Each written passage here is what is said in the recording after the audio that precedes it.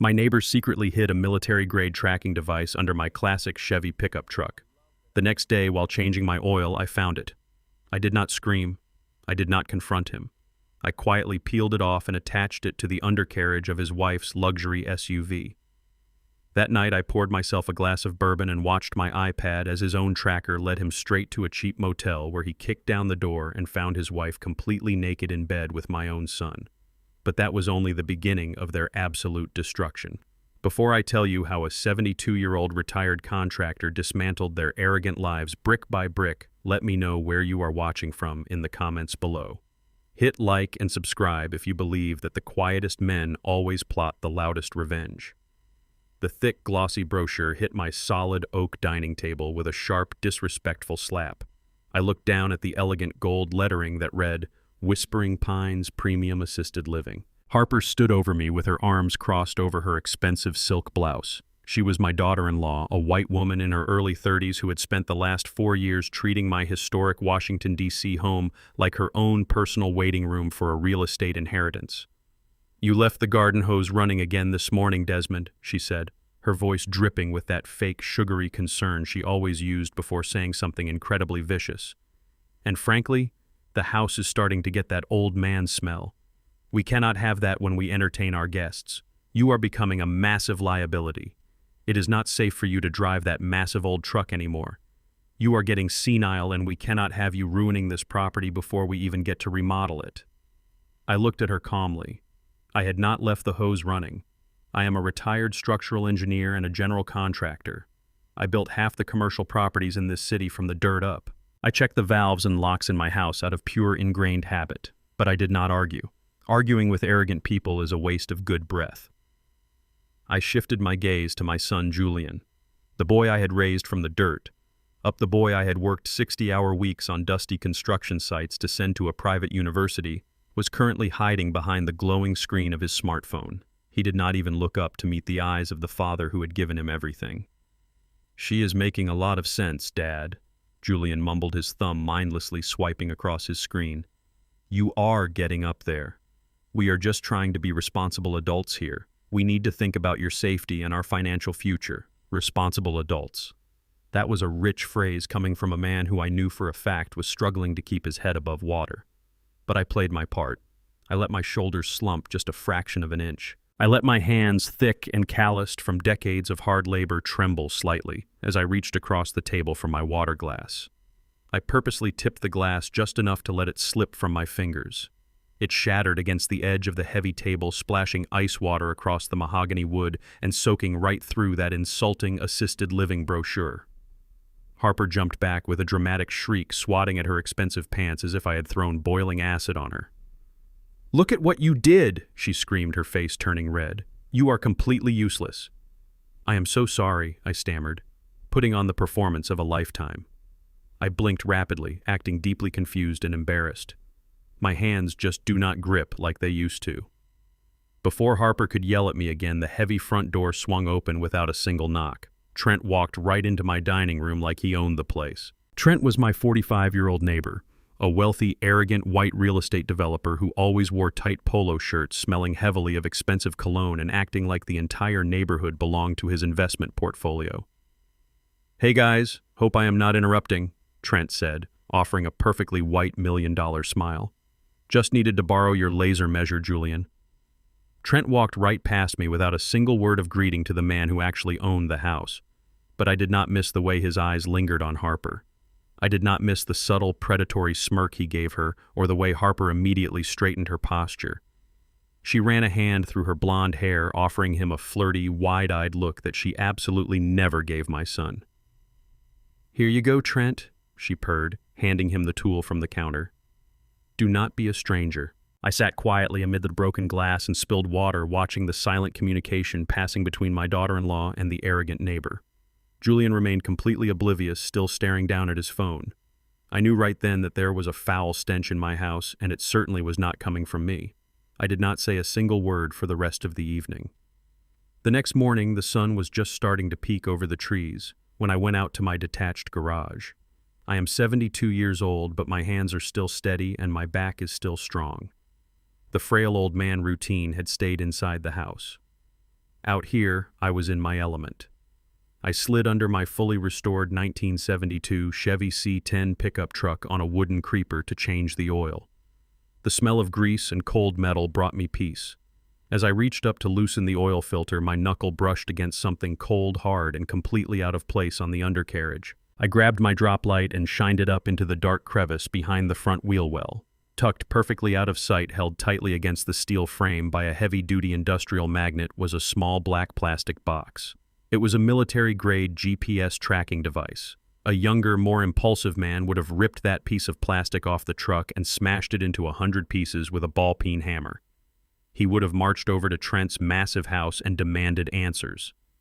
But you do not survive 4 decades in the cutthroat contracting business by showing the enemy that you found their trap. You survive by turning their trap into a noose. I left the tracker exactly where it was and slid out from under the truck. I walked over to my heavy steel workbench, unlocked the bottom drawer, and pulled out my encrypted laptop. What Harper and Julian did not know was that I spent the last 5 years of my career installing high-end smart security networks for casinos. I had cameras hidden in my garage that were so small you could not find them with a magnifying glass.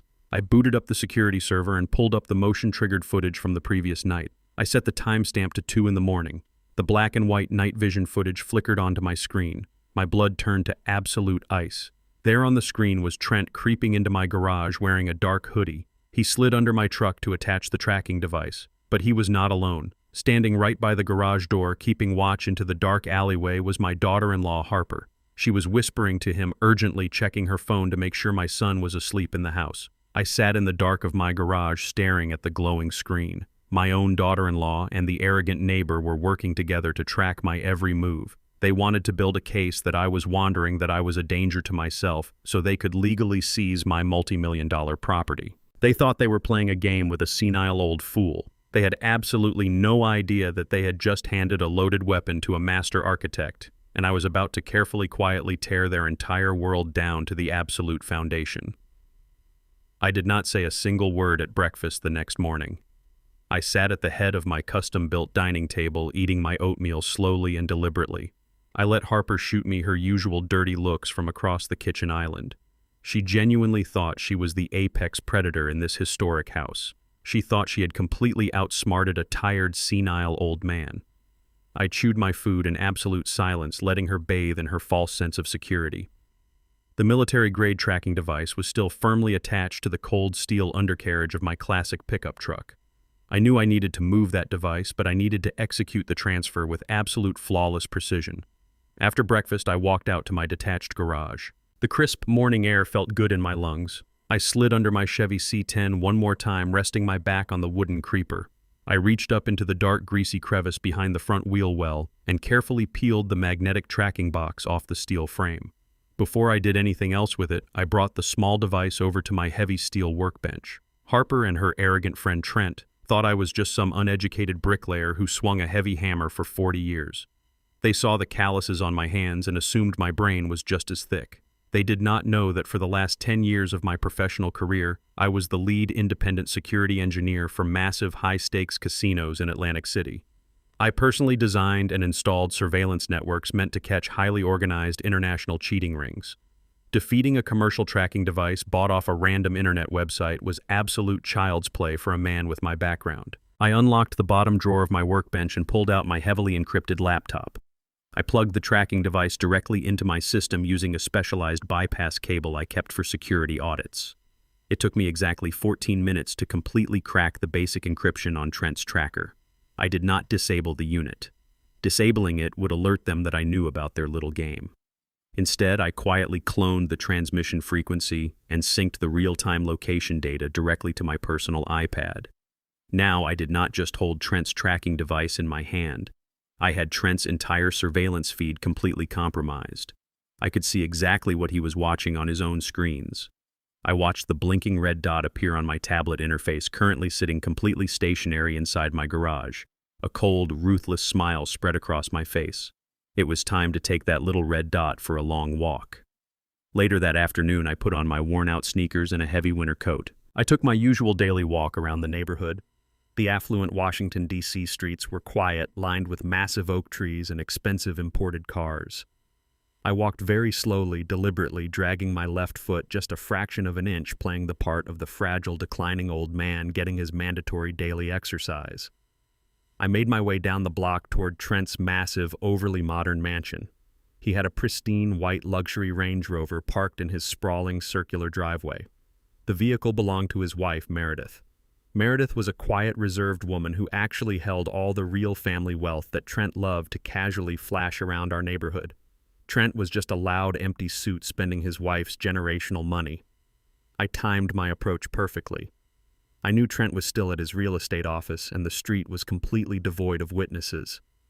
I dropped my house keys on the cold pavement right near the rear bumper of the white SUV. As I slowly bent down to pick them up, groaning loudly to sell the performance of my failing knees, my right hand shot under the rear axle of the Range Rover. I slapped the magnetic tracking device directly onto the heavy steel frame, hiding it perfectly out of sight behind the exhaust manifold. I picked up my keys, stood back up straight, and continued my slow, pathetic shuffle down the sidewalk.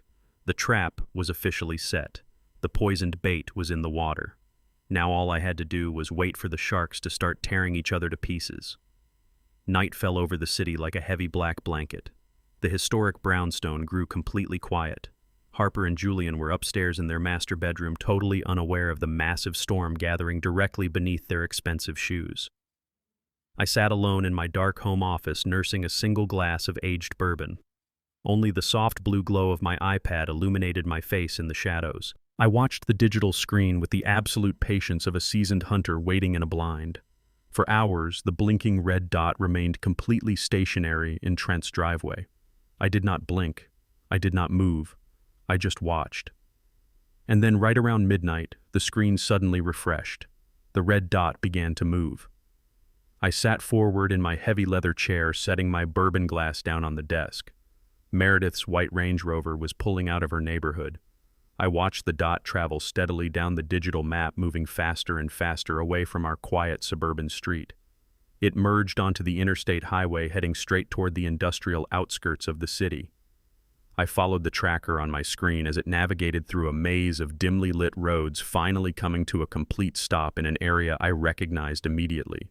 It was a notoriously cheap, run-down motel district on the far edge of town. It was a dark, neglected area known mostly for illicit affairs, hourly room rates, and desperate people making terrible decisions. Why would a wealthy woman like Meredith be parking her luxury SUV at a cheap motel in the red light district at midnight?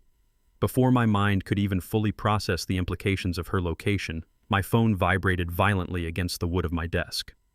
The sudden harsh noise shattered the absolute silence of the room. I picked up the device and looked at the glowing screen. It was a text message, but it was not from a random spam number or a late-night automated alert. It was from my daughter-in-law, Harper. I stared at the screen, my brow furrowing in the dark. Harper was supposedly fast asleep upstairs in her bedroom next to my son. Why was she texting me at midnight? I opened the message and read the words very carefully. The blood in my veins instantly turned to absolute ice. The message read, "I see the tracker moving. The stupid old man is parked at a cheap motel in the red light district right now. Call the police immediately, Trent. Tell them a confused senior citizen is wandering around a highly dangerous area. We will have the perfect excuse to throw him in a psych ward tonight." She had sent the text to the wrong contact. In her desperate, arrogant rush to ruin my life and seize my property, she had accidentally sent her malicious tactical instructions directly to me instead of her partner in crime. Trent. I sat back in the dark, the blue light of the phone reflecting in my cold, unblinking eyes. Harper and Trent thought they were actively tracking my old Chevy pickup truck. They genuinely thought I was having a severe, senile episode wandering around a dangerous part of town in the middle of the night. They were about to call the local police to ambush a confused old man. But I was sitting safely in my home office. The red dot they were so eagerly watching on their screens was firmly attached to Meredith's luxury car. And Trent was about to kick down a cheap motel room door with the police right behind him, expecting to find a crazy old man, only to find his own wealthy wife hiding in the shadows. The sheer magnificent irony of their massive blunder washed over me like a tidal wave. They were rushing headfirst into their own absolute destruction with their eyes wide open. I took a slow, deliberate sip of my bourbon and reached for my truck keys. I was absolutely not going to miss this show for the world. My neighbor secretly hid a military-grade tracking device under my classic Chevy pickup truck. The next day, while changing my oil, I found it. I did not scream. I did not confront him. I quietly peeled it off and attached it to the undercarriage of his wife's luxury SUV. The neon sign of the Starlight Motel flickered unsteadily in the dark, casting a cheap pink glow over the cracked asphalt parking lot. I parked my sedan in a dark, narrow alleyway directly across the street. I killed the engine, cracked the window just an inch to let the night air in, and poured myself a cup of hot black coffee from my steel thermos. I sat back in the comfortable driver's seat and looked out through the windshield. There, parked right in front of room number 12, was Meredith's pristine white luxury SUV. The military-grade tracking device was still firmly attached to its undercarriage, pulsing its location directly to my screen. I did not have to wait long. Less than 20 minutes later, the harsh screech of rubber tearing against asphalt shattered the quiet night. Trent's obnoxiously loud sports car came tearing into the motel parking lot, its high beams cutting through the darkness. But he was not alone. Right behind his expensive car was a black and white city police cruiser, its blue and red lights flashing urgently in the dark. Harper leaped out of the passenger seat of Trent's car before it had even come to a complete stop. She immediately launched into the theatrical performance of a lifetime. I watched through the cracked window of my sedan as she ran up to the two police officers who were stepping out of their cruiser. She was waving her hands frantically, pointing toward room number 12, acting exactly like a terrified, heartbroken daughter-in-law. She was feeding them the perfect lie. She was telling them that her severely confused elderly father-in-law had suffered a massive dementia episode, stolen a vehicle, and wandered into a highly dangerous area. She was building her legal case right there in the parking lot, making sure the police documented my supposed insanity. Trent stood right beside her, puffing out his chest, playing the role of the deeply concerned and heroic neighbor. He pointed to the white SUV, completely failing to recognize that it was his own wife's vehicle in the dim lighting. He was too blinded by his own arrogance and his desperate desire to catch me in a moment of pathetic weakness. The two police officers unclipped their heavy flashlights and approached room number 12, cautiously believing they were about to rescue a fragile, wandering senior citizen. But Trent could not help himself. He wanted to be the star of the show. He wanted to be the man who physically dragged me out into the cold night. He pushed past the officers, raised his heavy designer boot, and kicked the cheap wooden door of the motel room right off its rusty hinges. The door slammed open with a violent, deafening crash. "I caught you, you crazy old fool," Trent roared at the top of his lungs, his voice echoing across the entire parking lot. He stormed into the room, fully expecting to find a senile, 72-year-old man sitting alone in the dark. Harper was right on his heels, holding her expensive smartphone up high, her camera recording. She wanted to capture my humiliation on high-definition video so she could play it for a federal judge the very next morning. But I was not inside that room. From my perfect vantage point in the dark alleyway, I had a clear, unobstructed view through the broken doorway. The bright flashlights of the police officers illuminated the interior of the cheap motel room like a theatrical spotlight, and the scene playing out on that dingy mattress was a masterpiece of absolute catastrophic betrayal. There was no confused old man. Instead, the sudden burst of light revealed two people frantically scrambling under the thin motel sheets, screaming in pure panic. It was Meredith. Trent's quiet, wealthy, supposedly loyal wife was completely naked, shielding her face from the blinding police flashlights. And the man desperately trying to pull his pants up next to her, the man who was currently trapped in the blinding headlights of his own massive deception, was Julian. My son. Harper's husband. The silence that fell over the parking lot lasted for exactly 2 seconds. It was the heavy, suffocating silence of a nuclear bomb right before the shockwave obliterates everything in its path. And then the entire world simply exploded. Harper dropped her smartphone onto the hard concrete.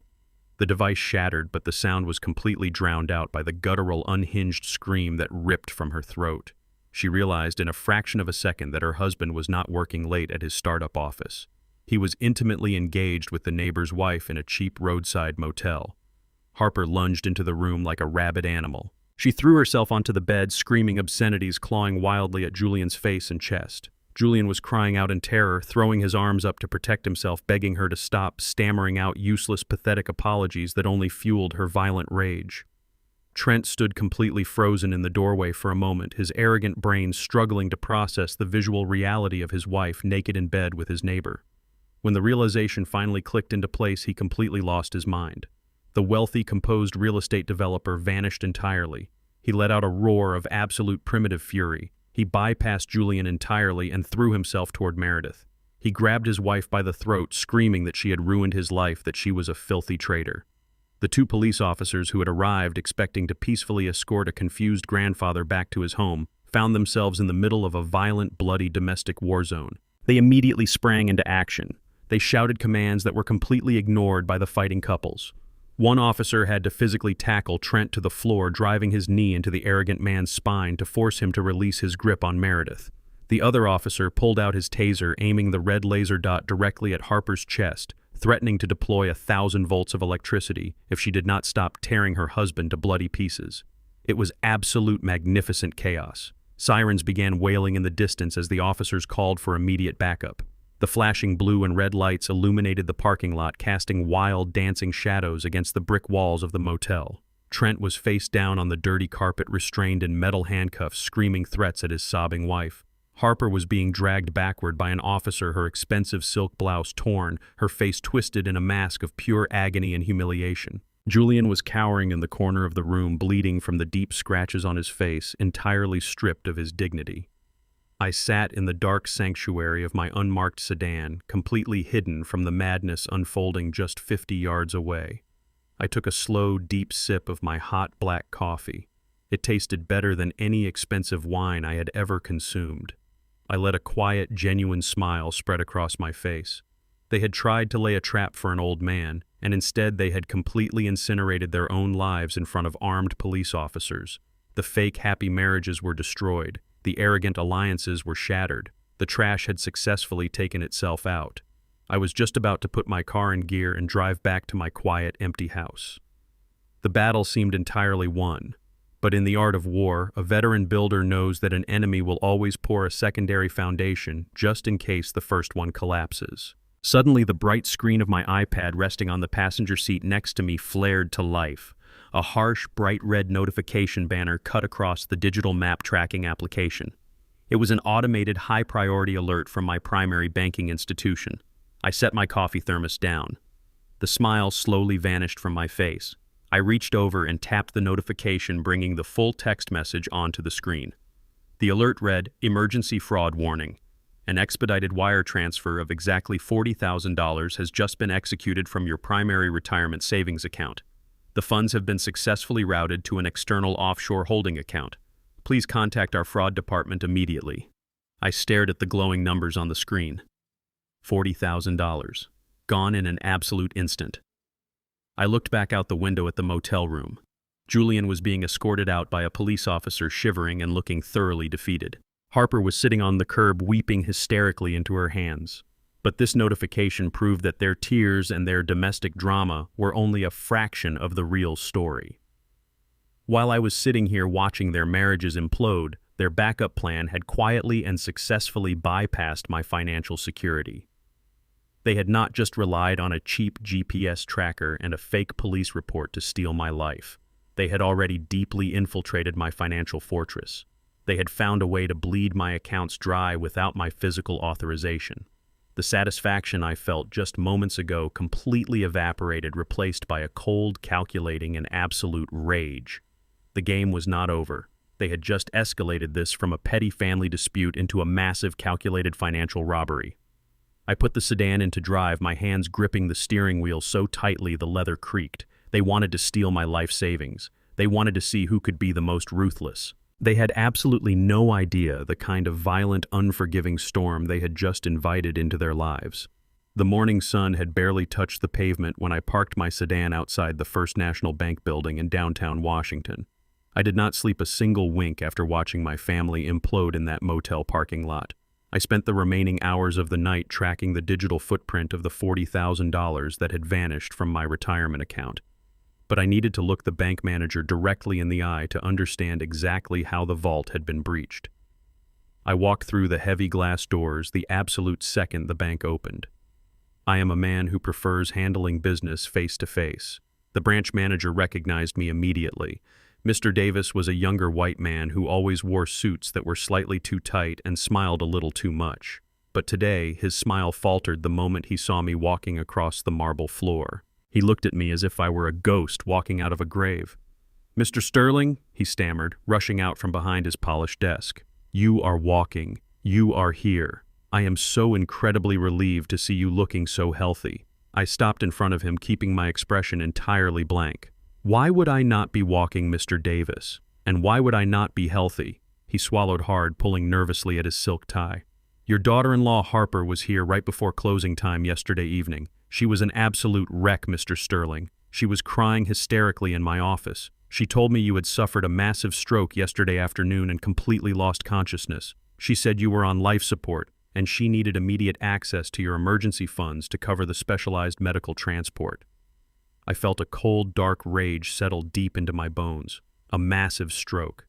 They had not just stolen my money, they had officially declared me medically incapacitated on a legal bank document. She provided documentation. I presume I asked, my voice dangerously low. Mr. Davis nodded frantically, gesturing for me to follow him into his private office. He pulled up a scanned document on his computer monitor and turned it toward me. It was an emergency medical power of attorney. It granted Harper complete unchecked financial authority in the event of my incapacitation. And right at the bottom, next to my forged signature, was the official stamp and signature of a licensed medical professional. I recognized the doctor name immediately. It was Dr. Aris, a shady private practitioner who operated a boutique clinic on the wealthy side of town.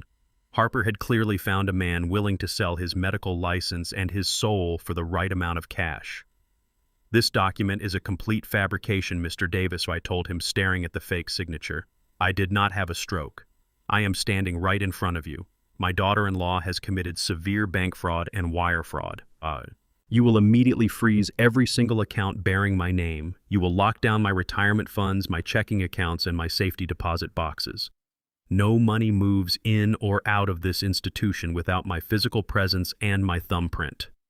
Mr. Davis turned pale, wiping sweat from his forehead. He immediately began frantically typing on his keyboard, placing hard security holds on my entire portfolio. He knew his job was on the line for releasing that $40,000 without verifying the medical crisis. I walked out of the bank with my assets locked down tight, but I knew freezing the accounts was just playing defense. I needed to go on the absolute offensive. Harper and Julian were sloppy, but they were desperate, and desperate people always have a much darker motive hiding beneath the surface. I sat in the driver's seat of my sedan and pulled out my encrypted phone. I dialed a number I kept securely memorized. The phone rang twice before a sharp, confident voice answered. Kendra was my 28-year-old goddaughter. She was a brilliant African-American woman who possessed a mind like a steel trap. While other kids her age were out partying, Kendra was earning her master's degree in forensic accounting. She currently worked as an elite investigative auditor tracking hidden assets for high-profile divorce cases and corporate embezzlement lawsuits. If there was a single dirty dollar hiding anywhere in the world, Kendra could find it. "Uncle Donovan," she said warmly, "it is early. What kind of trouble are you getting into today?" "The worst kind, Kendra," I replied, my voice completely devoid of any humor. "I need you to completely tear apart Julian and Harper's digital lives. They just used a forged medical document to steal $40,000 from me. I need to know exactly where that wire transfer went, and I need to know exactly why they are so desperate for liquid cash. Leave no stone unturned. Hack into whatever you need to hack into." The warmth vanished from Kendra's voice, replaced by the cold, calculating tone of a predator smelling blood. "Give me 2 hours," she said. "I will dissect them down to the bone." I drove back to my historic brownstone and waited. The house was completely empty. Julian and Harper had not returned from their disastrous night at the motel. They were probably busy dealing with the police reports and the absolute ruins of their marriage. I brewed a fresh pot of coffee and sat in my home office staring at the walls I had built with my own hands. Exactly 2 hours later, my encrypted laptop chimed with an incoming video call. I accepted the connection. Kendra appeared on my screen, her face illuminated by the glow of 3 different computer monitors. She looked deeply disturbed. "Uncle Donovan," she began, her voice tight with tension. "You need to sit down. The $40,000 they stole from you did not go to a luxury vacation fund. It did not go to a hidden offshore savings account. It went directly into a corporate holding account owned by your neighbor Trent." I frowned, staring at the screen. Why would Julian and Harper be wiring my stolen retirement money to the arrogant real estate developer living next door? Because Julian is not just a failing tech entrepreneur, Kendra explained, pulling a digital spreadsheet onto the shared screen. I hacked into Julian's encrypted cloud storage. He has a severe underground gambling addiction. He has been placing massive illegal sports bets for the last 3 years, and his primary bookie is a shadow company owned entirely by Trent. The puzzle pieces began to slam together in my mind, creating a picture so ugly and so vile it took my breath away. The affair between Julian and Trent's wife at the motel was just a messy distraction. The real sickness was the money. Julian owes Trent's shadow company $2.5 million. Kendra continued, highlighting a massive red number on the screen. Trent has been threatening to expose Julian to the federal authorities and break his legs if he does not pay up by the end of the month. I leaned back in my heavy leather chair, digesting the absolute magnitude of my son's betrayal. He was drowning in a $2.5 million gambling debt owed to the arrogant white neighbor who looked down on us. But a startup CEO with a failing company could never generate that kind of cash. There is something else, Kendra whispered, looking at me with deep sorrow in her eyes. I found a draft of a real estate contract in Harper's email outbox. They were not just trying to steal your liquid cash, Uncle Donovan. They were planning to force you into a psychiatric facility so they could gain the legal rights to sell your massive 5-acre commercial plot on the south side of town. The 5 acres. That was the prime real estate I had bought 30 years ago for absolute pennies. Today, that land was worth millions to commercial developers. They drafted a private contract to sell your 5 acres directly to Trent's development company for exactly $2.5 million, Kendra said. They were going to sell your life legacy to your arrogant neighbor for absolute pennies on the dollar just to quietly erase Julian's gambling debt. Trent knew about the plan the entire time. He was helping them corner you. The sheer level of deceit was staggering. Trent was not just the guy sleeping with another woman. He was the puppet master. He was holding a $2.5 million axe over my son's head, forcing Julian and Harper to legally murder me so they could hand over my most valuable property to save their own lives. They thought they had outsmarted a tired old black man. They thought I was just a stubborn obstacle standing between them and their survival, but they had absolutely no idea that they had just given me the exact blueprints to their entire corrupt foundation. And I was going to use those blueprints to bury all 3 of them alive. The afternoon sun was casting long shadows across my living room floor when the heavy front door swung open. I was sitting in my favorite leather armchair waiting for the inevitable. Harper walked in first. She tried to carry herself with the same arrogant, wealthy posture she always displayed, but she could not hide the ugly purple and yellow bruise blooming across her left cheekbone. The physical evidence of her violent brawl with Trent's wife at the cheap motel was completely impossible to conceal. Yet she marched into my house acting as if the catastrophic implosion of her marriage had never even happened. She possessed a level of sociopathic denial that genuinely impressed me. Right behind her was a tall, thin white man carrying an expensive leather medical bag. He wore a tailored suit and a condescending smile. Harper cleared her throat, trying to sound like a loving, concerned daughter-in-law. Desmond, she said, her voice completely devoid of any real warmth. This is Dr. Aris. He is a private concierge physician. Julian and I have been so incredibly worried about your declining health and that terrible stroke you suffered yesterday. We paid out of pocket to have him come evaluate you right here in the comfort of your own home. I looked at the dark bruise on her face. I let my jaw go slack and allowed my hands to tremble against the armrests of my chair.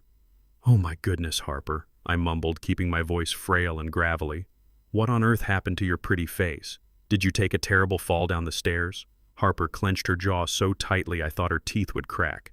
She forced a rigid plastic smile. "Yes, Desmond. I tripped on the stairs this morning, but we are not here to talk about me. We need to focus on your memory." Dr. Aris stepped forward and opened his bag.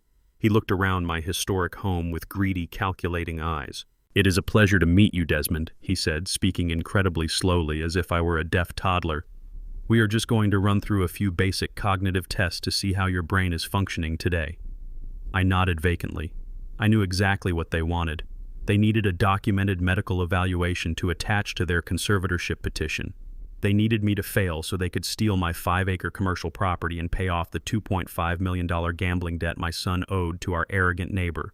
I told them I would be happy to cooperate, but I insisted on being a good host. I shuffled slowly into the kitchen, dragging my feet across the hardwood floor. I prepared a silver tray with 3 cups of hot tea. But before I carried it out, I reached into my pocket and pulled out a microscopic digital audio recorder. I had purchased it years ago during my casino security days. It was smaller than a matchbook. I stuck a piece of double-sided tape to the back and pressed it firmly under the lip of the silver tea tray right in the center. I carried the tray into the living room and set it down on the coffee table directly between Harper and Dr. Aris. Dr. Aris began his interrogation. He asked me what day of the week it was. He asked me who the president was. He asked me to count backwards from 100 by sevens. I gave them a spectacular performance. I stumbled over my words. I stared blankly at the ceiling. I mixed up the decades and called Dr. Aris by the wrong name at least 4 times. "I am sorry, Dr. Avery," I whispered, rubbing my temples with shaking hands. "My mind just feels so foggy today. It is like looking through muddy water." Harper let out a heavy, tragic sigh, looking at the corrupt doctor with fake sorrow. "See what I mean?" she said dramatically. "He is completely lost. He is a danger to himself." Dr. Aris nodded solemnly, scribbling notes on his medical pad. "It is quite severe," he agreed, adjusting his expensive glasses. "A classic presentation of rapid cognitive deterioration." I let out a weak, pathetic cough and slowly pushed myself up from my chair. "Excuse me, Dr. Harris," I mumbled, clutching my stomach. "All these questions have upset my digestion. I need to use the restroom." "Take all the time you need," Desmond Harper said, her voice dripping with venomous satisfaction. I shuffled down the long hallway, turning the corner out of their sight. I opened the bathroom door and closed it loudly, but I did not lock it. I stood perfectly still in the dark hallway, pressing my back against the wall. The acoustics of my old brownstone carried their voices perfectly down the corridor.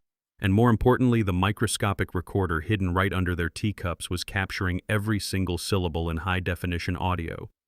The second they thought I was gone, the polite medical facade completely vanished. "Well," Harper demanded, her voice dropping into a harsh, urgent whisper, "is this enough for the judge?" Dr. Aris laughed, a dry, arrogant sound. "Oh, it is more than enough. The man does not even know what planet he is on. I can easily certify him as completely incapacitated." "Then do it," Harper snapped. I heard the distinct, heavy rustle of thick paper sliding across the coffee table. I heard a heavy envelope landing right next to the hidden microphone.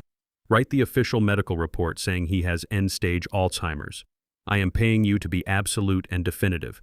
I need the emergency conservatorship filed and approved by next Tuesday. We cannot wait any longer." Dr. Aris tapped his pen against the table. "Filing an emergency psychiatric hold carries heavy legal scrutiny, Harper. The courts will want to see consistent, erratic behavior. This envelope covers the paperwork, but we need to ensure his symptoms actually match the severe diagnosis when the court-appointed evaluators eventually come to check on him." I heard the sound of a plastic pill bottle rattling against the silver tray. "Do not worry about that," Dr. Aris said smoothly. "I brought something to guarantee our success." "What is this?" Harper asked. "It is a highly potent prescription antipsychotic sedative." Dr. Aris explained, his voice completely devoid of any medical ethics. "Grind 2 of these pills up and put them in his morning coffee every day. It will heavily suppress his central nervous system. He will experience severe memory loss, muscle tremors, and heavy hallucinations. He will not be able to form a complete sentence, let alone defend himself in a court of law. By the time the judge sees him next week, he really will be the batshit crazy old man you need him to be." I stood in the shadows of my hallway, completely paralyzed by the sheer magnitude of their evil. They were not just forging signatures and stealing my retirement money anymore. They were actively plotting to chemically lobotomize me. Harper was willing to drug my food and destroy my brain just to seize my 5-acre property and save her cheating gambling husband from a massive debt. She was planning to poison me under my own roof. I flushed the toilet, washed my hands, and shuffled back into the living room wearing my pathetic, confused smile. Dr. Aris was packing his leather bag, looking like an honest, respectable physician. Harper was standing by the door, holding a small amber prescription bottle tightly in her manicured hand. "Well, Desmond," Dr. Aris said cheerfully, "I think we are all done here. I am leaving a mild daily vitamin supplement with your daughter-in-law to help clear up that brain fog of yours. Make sure you take it every morning." "Thank you, Dr. Avery," I mumbled, offering a weak, shaking handshake. "You are very kind to an old man." They walked out the front door, leaving me completely alone in the house. I waited until I heard Harper's car start and pull away from the curb. The moment the street was quiet, my trembling hands became rock solid. I walked over to the coffee table, reached under the silver tray, and peeled off the digital audio recorder. I pressed play and listened to the crystal-clear playback of Harper handing over the cash bribe and the doctor explaining exactly how to poison my coffee. I looked at the small black device in my hand. They thought they were building a cage to lock me away for the rest of my life. They thought I was a helpless victim waiting to be slaughtered for my real estate. But they had absolutely no idea that I was already drafting the blueprints for their total, absolute destruction. The war had escalated from financial fraud to attempted murder, and I was about to call in the heavy artillery. The morning air was thick with heavy humidity, but my mind was operating with absolute crystalline clarity. I walked into the kitchen and saw the fresh pot of coffee sitting on the counter. Next to it was my favorite ceramic mug, exactly where Harper had left it for me. I knew exactly what she had planned to stir into my morning routine. I did not touch the mug. I did not even turn on the stove. Instead, I carefully reached into my pocket and felt the small amber pill bottle Dr. Eris had left behind yesterday afternoon. I slipped it into my heavy canvas jacket pocket and walked out the front door. I drove my dark gray sedan across the city to a private independent toxicology laboratory.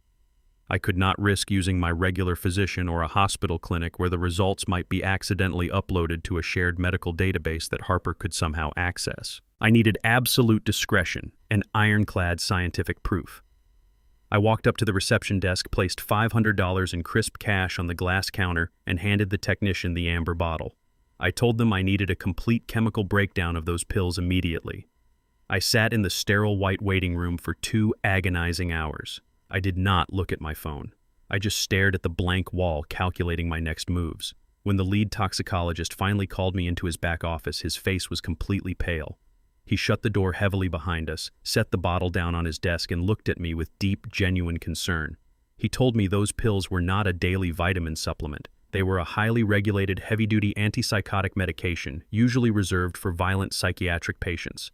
He explained the medical reality with chilling precision. He told me that if a healthy 72-year-old man were to ingest that specific dosage every single morning, it would completely and violently shut down his central nervous system. He said it would induce severe physical tremors, violent visual hallucinations, and irreversible cognitive damage within a matter of days. It was a chemical weapon designed to literally destroy my brain. Harper was going to drug me into becoming the exact helpless lunatic she needed me to be for the court.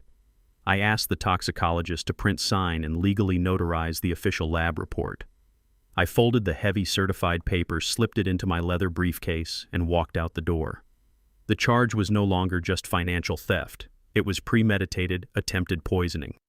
I drove straight from the laboratory to the most expensive corporate law firm in downtown Atlanta. I did not need a friendly family lawyer who wanted to negotiate a peaceful domestic resolution. I needed a ruthless executioner. And there was absolutely no one better at burying arrogant people than Vance. Vance is a 50-year-old African-American legal titan. He wears immaculate tailored charcoal suits that look sharp enough to cut glass. He does not take cases to settle out of court. He takes cases to absolutely annihilate the opposition and salt the earth they walked on. I walked into his massive corner office overlooking the city skyline and dropped my heavy leather briefcase directly onto his pristine mahogany desk. Vance did not flinch. He poured 2 glasses of sparkling water, handed one to me, and sat back in his leather chair, waiting patiently for me to speak. I opened the briefcase and laid out every single piece of evidence I had gathered over the last few days. I showed him the fake medical power of attorney. I played the crystal-clear audio recording of Harper handing a cash bribe to Dr. Eris in my living room. I placed the notarized toxicology report right next to the military-grade tracking device I had pulled from my truck. Vance listened in absolute terrifying silence. His dark eyes scanned the documents, absorbing every single detail with predatory precision. When he picked up the forged power of attorney, he studied the signature at the bottom of the page for a long moment. He looked up at me and smirked. "Your son Julian forged this signature," he said, his voice smooth and deadly.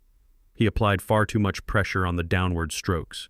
"It is the sloppy signature of a desperate, terrified man pretending to be a confident one."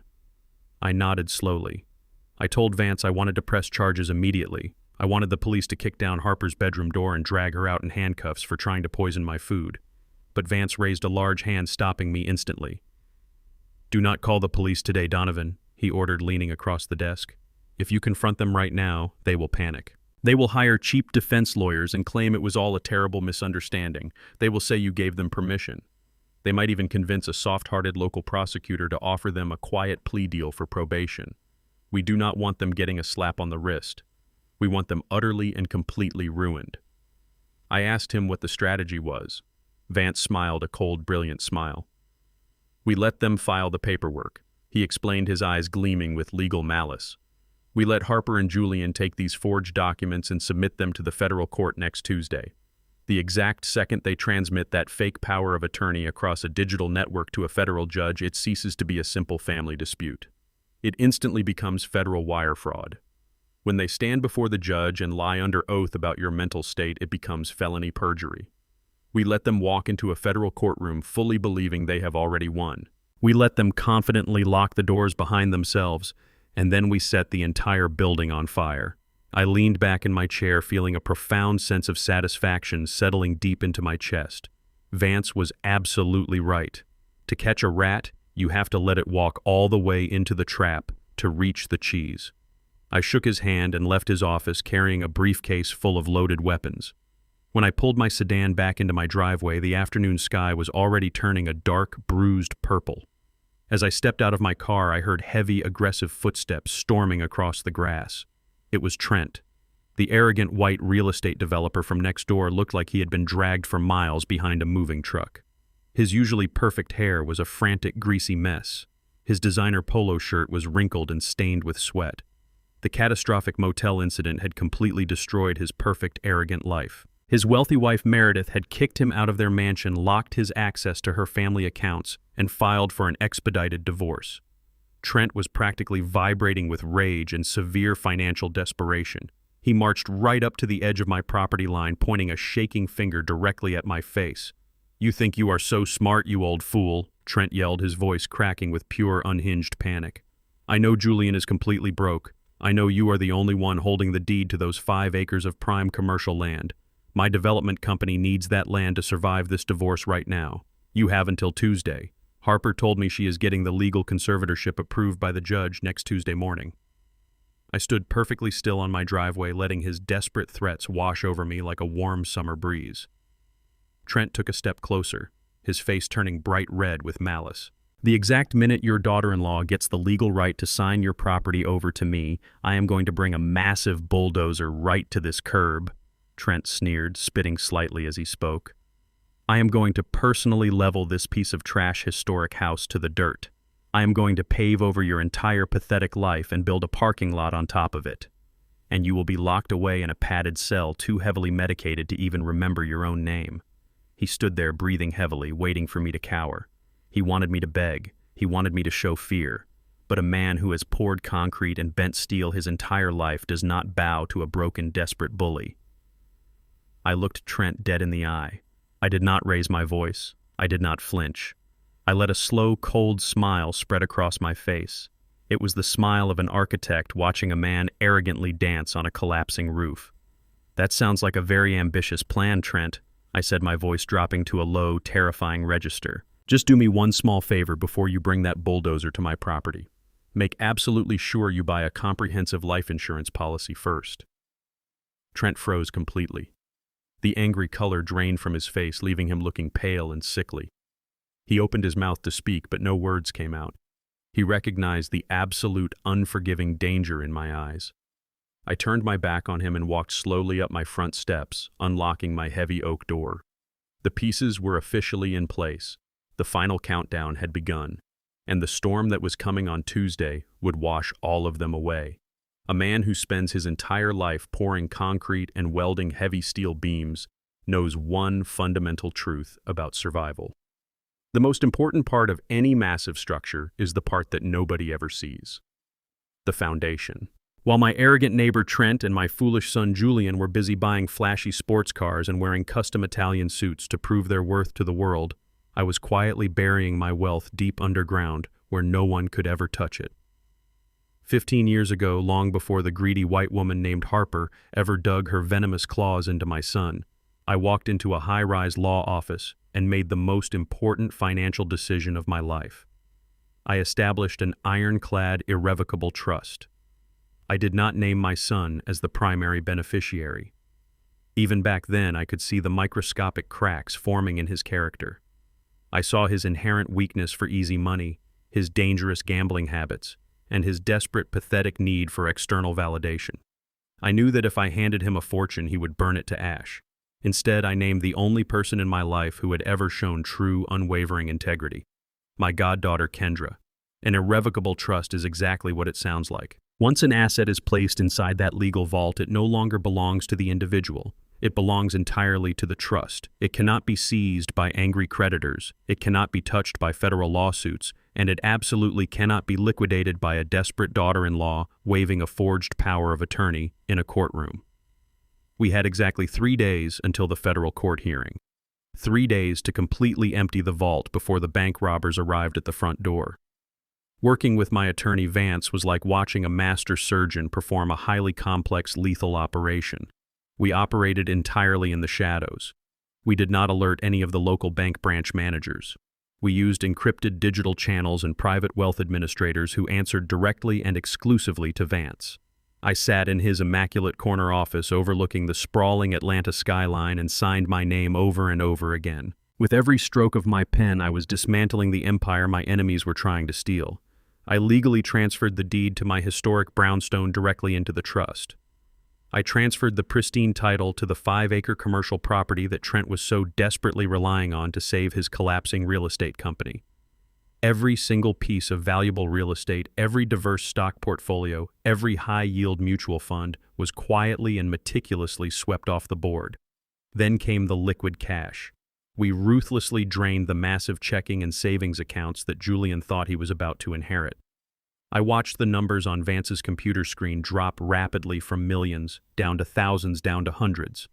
I told Vance to stop the transfer when the balance hit exactly $5. Vance looked at me and offered a dark, predatory smile.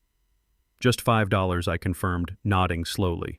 I wanted Harper to go through the massive trouble of bribing a corrupt doctor, forging federal medical documents, and humiliating herself in a federal courtroom just to win enough money to buy a single cheap cup of black coffee. By Monday evening, I was officially a financial ghost. On paper, Desmond Wright owned absolutely nothing. If you looked at my public financial profile, I was a completely destitute 72-year-old man living on the edge of poverty. But in reality, I had become an invisible fortress that could never be breached. The night before the trial, my historic brownstone was incredibly quiet. The heavy silence echoing through the hallways was not lonely. It was the cold, peaceful silence of a battlefield right before the heavy cannons start firing. I walked upstairs to my master bedroom and laid out my tailored charcoal suit on the mattress. I polished my dark leather shoes until they shined like glass. I wanted to look my absolute best when I watched my only son burn his own life to the ground. I walked down to the kitchen and poured myself a glass of cold water. I stood by the sink looking out the window into the dark street, thinking about the sheer, blinding audacity of what they were trying to do.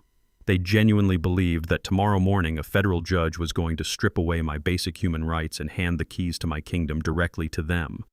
They were probably sitting in a luxury hotel room right now, drinking expensive champagne paid for by the money they stole from my retirement account, aggressively celebrating a victory that was never going to happen.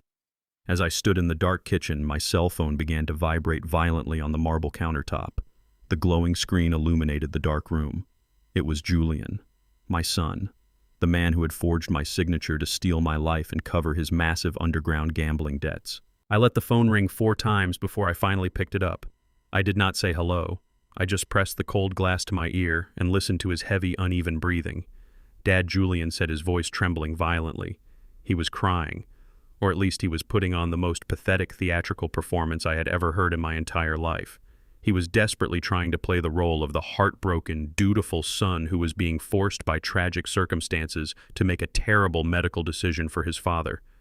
"Dad, please just listen to me for 1 minute," Julian begged, his voice cracking with manufactured sorrow. "I am doing all of this for your own safety.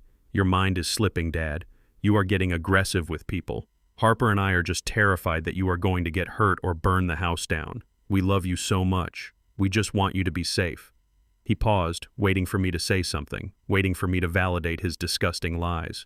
I remained perfectly silent, letting him drown in the empty space on the line. "Please, Dad," Julian whimpered, playing his final emotional card. "When we get to the courthouse tomorrow, just let it happen. Do not fight us. Do not make a crazy scene in front of the judge. Just let me take care of you. It is for your own good. I promise I will visit you in the facility every single week." I listened to the wet, pathetic sound of his fake tears. He was gaslighting me over the phone. He wanted me to surrender quietly so he would not have to face the overwhelming guilt of looking me in the eyes while he ruined my life and sold my land to Trent. He wanted easy absolution for his federal crimes. I took a slow, deep breath. The last remaining ember of paternal warmth in my chest was completely extinguished entirely, replaced by a cold, unforgiving, and absolute void. "Tomorrow, Julian," I said, my voice dropping to a dark, lethal whisper that cut straight through his fake crying. "You will die, and you will not even have a grave to hide in." I ended the call and turned off the phone. The trap was fully set. The execution was officially scheduled for 9 in the morning. The morning sun glared off the towering glass and concrete architecture of the Atlanta Federal Courthouse. I walked up the wide granite steps, feeling the familiar heavy weight of my polished steel-toed boots against the stone. I wore the dark charcoal suit I had meticulously pressed the night before. Beside me walked Vance, my attorney. He looked like an absolute executioner in his tailored midnight blue suit, carrying a sleek black leather briefcase that held the nuclear codes to my son's entire existence. We pushed through the heavy oak doors of courtroom number 4 and walked down the center aisle. The air inside was cold, sterile, and smelled faintly of floor wax and impending doom. We took our seats at the defense table. Directly across the aisle sat Julian and Harper. They had clearly spent the entire morning curating their costumes for this performance. Harper had completely ditched her usual flashy designer labels and excessive expensive jewelry. She wore a drab, modest gray dress that buttoned all the way up to her collarbone. Her blonde hair was pulled back into a simple, messy bun, and she wore absolutely no makeup, purposely making her skin look pale and deeply exhausted. She was playing the role of the battered, terrified caregiver to absolute perfection.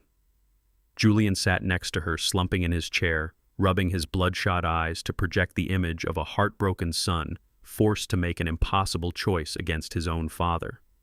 The bailiff ordered the room to rise as Judge Sterling entered the courtroom. Judge Sterling was a legendary figure in the federal circuit. He was a stern, older white man with perfectly slicked-back silver hair and a notorious reputation for handing down maximum sentences without a single flinch. He sat heavily behind his elevated mahogany bench, adjusted his reading glasses, and stared down at the courtroom with pale, unforgiving eyes. Harper's high-priced corporate lawyer stood up to begin the proceedings. He was a slick, fast-talking attorney who looked at Vance and me with a thinly veiled smirk of absolute superiority. He buttoned his expensive suit jacket and walked confidently to the center podium to deliver an opening statement designed solely to assassinate my character in front of the federal magistrate. "Your Honor." The lawyer began, his voice dripping with manufactured sorrow. "We are here today because of a profound and heartbreaking tragedy. The man sitting at the defense table, Donovan Wright, was once a hard-working, honorable citizen, but the cruel passage of time has completely destroyed his mind. He is no longer the man he used to be. He has become a severe, unpredictable danger to himself and most tragically to his own family. We are asking this court to grant an immediate permanent conservatorship to his son, so we can place Mr. Wright in a secure psychiatric facility before his violent delusions result in a fatal tragedy." I sat completely motionless. I did not shake my head. I did not scowl. I let the lawyer fill the silent courtroom with his disgusting, theatrical lies. He turned back to his table and called Harper to the witness stand as his primary source of evidence. Harper stood up slowly, gripping a crumpled white tissue in her trembling hands. She walked to the witness box, placed her hand on the Bible, and swore a holy oath to tell the whole truth. It was a spectacular display of absolute blasphemy. She sat down, looking up at Judge Sterling with wide, tear-filled eyes, acting like a woman pushed to the absolute brink of human endurance. "Mrs. Wright," her lawyer asked gently, leaning against the wooden railing, "can you please explain to the court what it has been like living with your father-in-law over these past few agonizing months?" Harper brought the tissue to her nose, letting out a soft, rehearsed sob. "It has been a living hell," she whispered, her voice shaking beautifully. "We have tried everything to care for him. We love him so much. But his mind is completely gone. Your Honor, he does not recognize us half the time. He thinks he is still living in the 1980s. Can you give the court some specific examples of this behavior?" the lawyer prompted, making sure to guide her directly into the script they had rehearsed. Harper nodded, letting a single tear roll down her pale cheek. "It is the hygiene, Your Honor. It is so degrading to even talk about. He refuses to bathe for weeks. He wanders the hallways in the middle of the night completely disoriented, and he urinates all over the hardwood floors. I spend hours every single morning scrubbing the house on my hands and knees just to keep it sanitary, but he just screams obscenities at me when I try to help him clean himself. A low murmur of disgust and deep sympathy rippled through the gallery of spectators behind me. I felt my jaw tighten just a fraction of an inch. Claiming that a proud black man who had built half the commercial foundations in this city was wandering around filthy and relieving himself on the floor was the ultimate unforgivable insult. She was intentionally trying to strip away every single ounce of dignity I had earned over 72 years of hard labor. But I remembered Vance's strict instructions. I remained as still as a stone statue, locking my eyes straight ahead. But that is not the worst part. Harper cried out, her voice suddenly rising in pitch, sounding genuinely hysterical. The delusions are getting incredibly violent. Last week I walked into the kitchen to make breakfast and he was just standing there in the dark. His eyes were completely blank, like looking at a dead person. My husband Julian came down to check on us and Donovan just snapped. He grabbed an 8-inch butcher knife from the counter.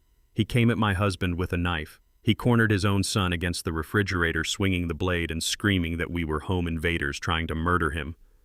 She covered her face with her hands, sobbing uncontrollably into the courtroom microphone. Her shoulders shook with manufactured trauma. "We live in constant fear, Your Honor. We have to lock our bedroom door at night and sleep with a heavy chair pushed against the frame. I am terrified that if he is allowed to return to that house, he is going to slaughter us in our sleep. He is completely insane. He cannot be trusted to live in society for one more day." The entire courtroom gasped in collective horror. Several people in the spectator benches shook their heads, looking at me with pure terror and absolute pity for the weeping white woman on the stand. They looked at me as if I were a rabid dog that had somehow slipped off its leash.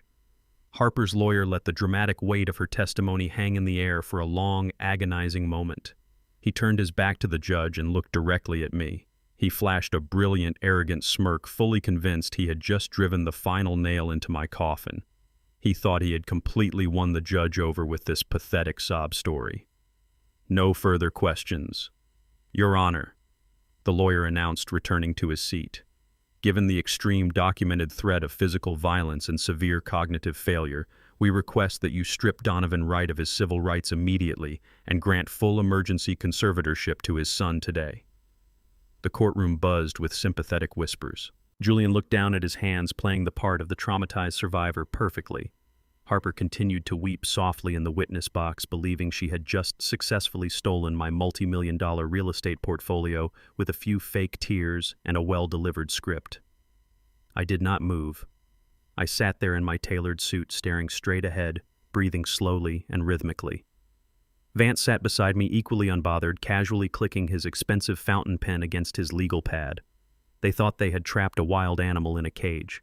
They thought they were the smartest people in the room. They had absolutely no idea that they had just committed multiple counts of federal perjury right in front of one of the most ruthless judges in the state of Georgia. They had built their entire case on a mountain of lies, and my lawyer was about to light the match that would burn it all to the ground. The courtroom was completely silent except for the faint sound of Harper sniffing into her crumpled white tissue. She had just delivered an Academy Award-winning performance. She painted me as a violent, filthy lunatic who chased my own son around the kitchen with a butcher knife. The spectators sitting in the wooden pews behind me were completely sold. I could feel their eyes burning into the back of my neck. They thought I was a monster. They thought Julian and Harper were the tragic victims of a rapidly decaying old man who needed to be locked in a cage for the safety of society.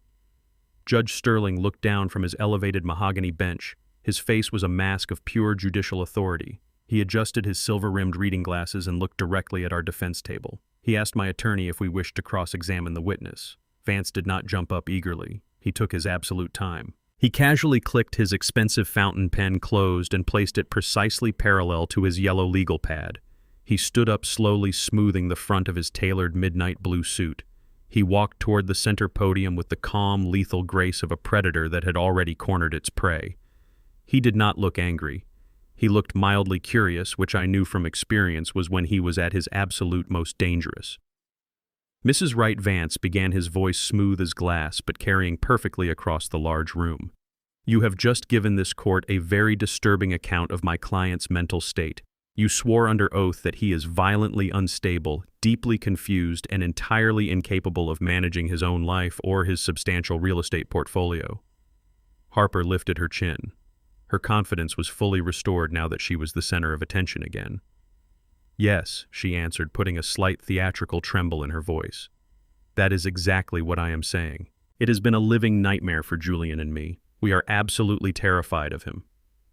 Vance paced slowly in front of the witness box, the sharp click of his leather shoes echoing off the polished floor. So terrified that you felt the only possible solution was to completely strip this man of his basic human rights.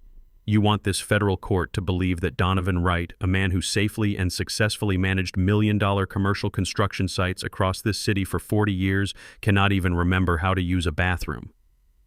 Harper shifted uncomfortably in her chair. Her mask of the fragile victim was starting to slip just a fraction of an inch as her natural, ugly arrogance flared up.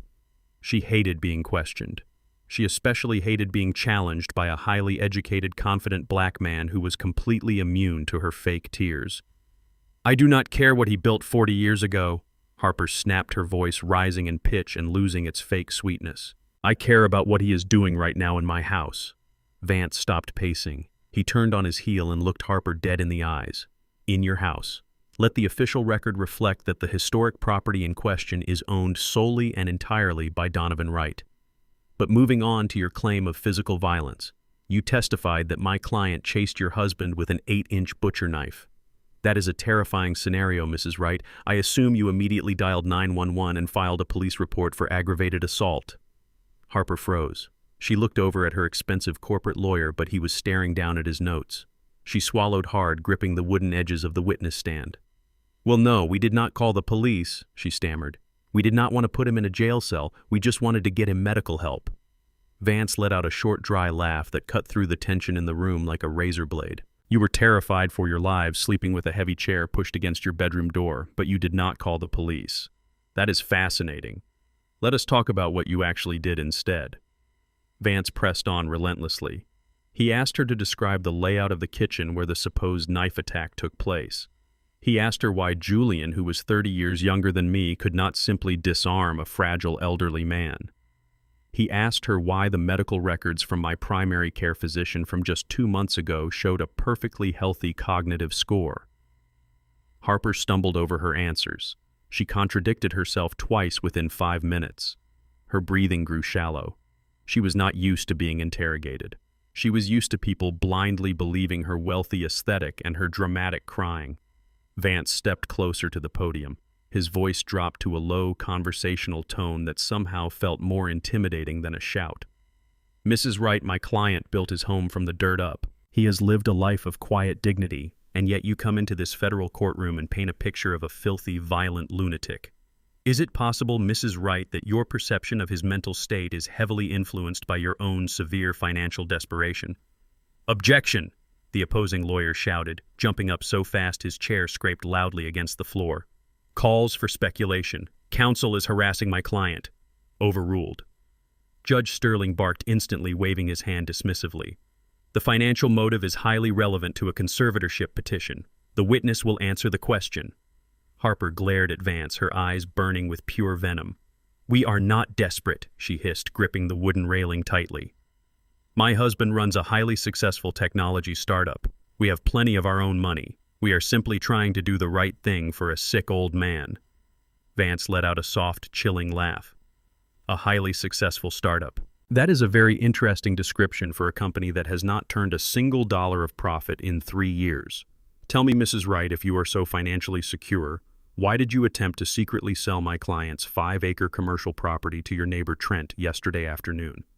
Why did you draft a secret contract to liquidate his land for $2.5 million, the exact same amount your husband happens to owe in underground gambling debts? Harper gripped the wooden railing so hard her knuckles turned completely white. Her face flushed a deep, angry red. The trap was closing around her, and she could feel the steel teeth biting into her skin. She lost her temper completely, forgetting the fragile act, forgetting the stern judge sitting right next to her, forgetting everything except her blinding hatred for me and her desperate panic. She stood up slightly, leaning over the witness box, and pointed a shaking manicured finger directly at my face. He is a batshit crazy old man, Harper screamed, her voice tearing through the quiet courtroom like a jagged blade. "He has lost his mind. He cannot be trusted with a single dime of his own money or a single decision in his life. He needs to be locked away before he ruins everything." The crude, hateful words echoed off the high vaulted ceilings. The gallery behind me gasped in collective shock. At the petitioner table, her lawyer buried his face in his hands, realizing his client had just completely shattered the sympathetic victim illusion he had worked so hard to build. Harper glared at me, breathing heavily, her chest heaving with triumphant rage. She thought she had won. She thought that shouting me down and embarrassing me in a federal courtroom was the final nail in my coffin. She thought she had established absolute dominance. Then came the sound that stopped her heart. A single, incredibly sharp crack of a wooden gavel. Bang! Judge Sterling leaned far forward over his elevated mahogany bench. The stern, patient demeanor he had maintained throughout the entire morning had completely vanished. His jaw was set like granite. His pale eyes were narrowed into cold, sharp slits. The courtroom fell so incredibly silent you could hear the subtle hum of the air conditioning vents. Judge Sterling did not look at the defense lawyer. He did not look at my son Julian, who was now shrinking down in his seat. He locked his furious, unforgiving gaze directly onto Harper's pale face. "Are you absolutely sure you want to continue with these accusations under oath?" Judge Sterling asked, his voice rumbling through the room like distant thunder. The question hung in the air, heavy and lethal. Harper froze instantly. The aggressive, arrogant fire in her eyes flickered and died out in a fraction of a second. She looked around the room in pure, unadulterated confusion. She looked over at her expensive lawyer, but he was staring down at his legal pad, his smug confidence entirely evaporated. He would not even make eye contact with her. "What do you mean?" Harper stammered, her voice shrinking back down to a pathetic, terrified whisper. "I am telling the truth." Judge Sterling did not blink. He did not break eye contact with her for a single second. "You are under oath in a federal court of law," he continued, his tone absolutely ruthless. "Perjury is not a minor mistake. It is not a slap on the wrist. It is a federal felony. Defrauding this court in an attempt to seize an elderly citizen's estate is a severe, punishable crime. I will ask you one last time, and I strongly suggest you think about your answer very carefully. Do you stand by the claim that this man is incompetent and violently unstable?" Harper swallowed hard. The color completely drained from her face. She looked like a ghost standing trapped in the witness box. Her arrogance was replaced by the terrifying realization that the ground beneath her was giving way. But she was in too deep. She had already bet her entire life and her husband's life on this massive lie. She managed a weak, trembling nod. "Yes, Your Honor." Judge Sterling leaned back in his heavy leather chair. "Very well," the judge said flatly, his tone signaling that he was done showing any mercy. "Counselor Vance, you may proceed with your cross-examination." The entire courtroom held its collective breath. The silence was absolute and suffocating. Vance did not say a word at first. He simply turned around and walked slowly back to our defense table. He stopped right next to my chair. He looked down at the polished wooden floor and deliberately ground the heel of his expensive leather shoe against the hardwood, making a sharp, gritty sound that echoed perfectly in the quiet room.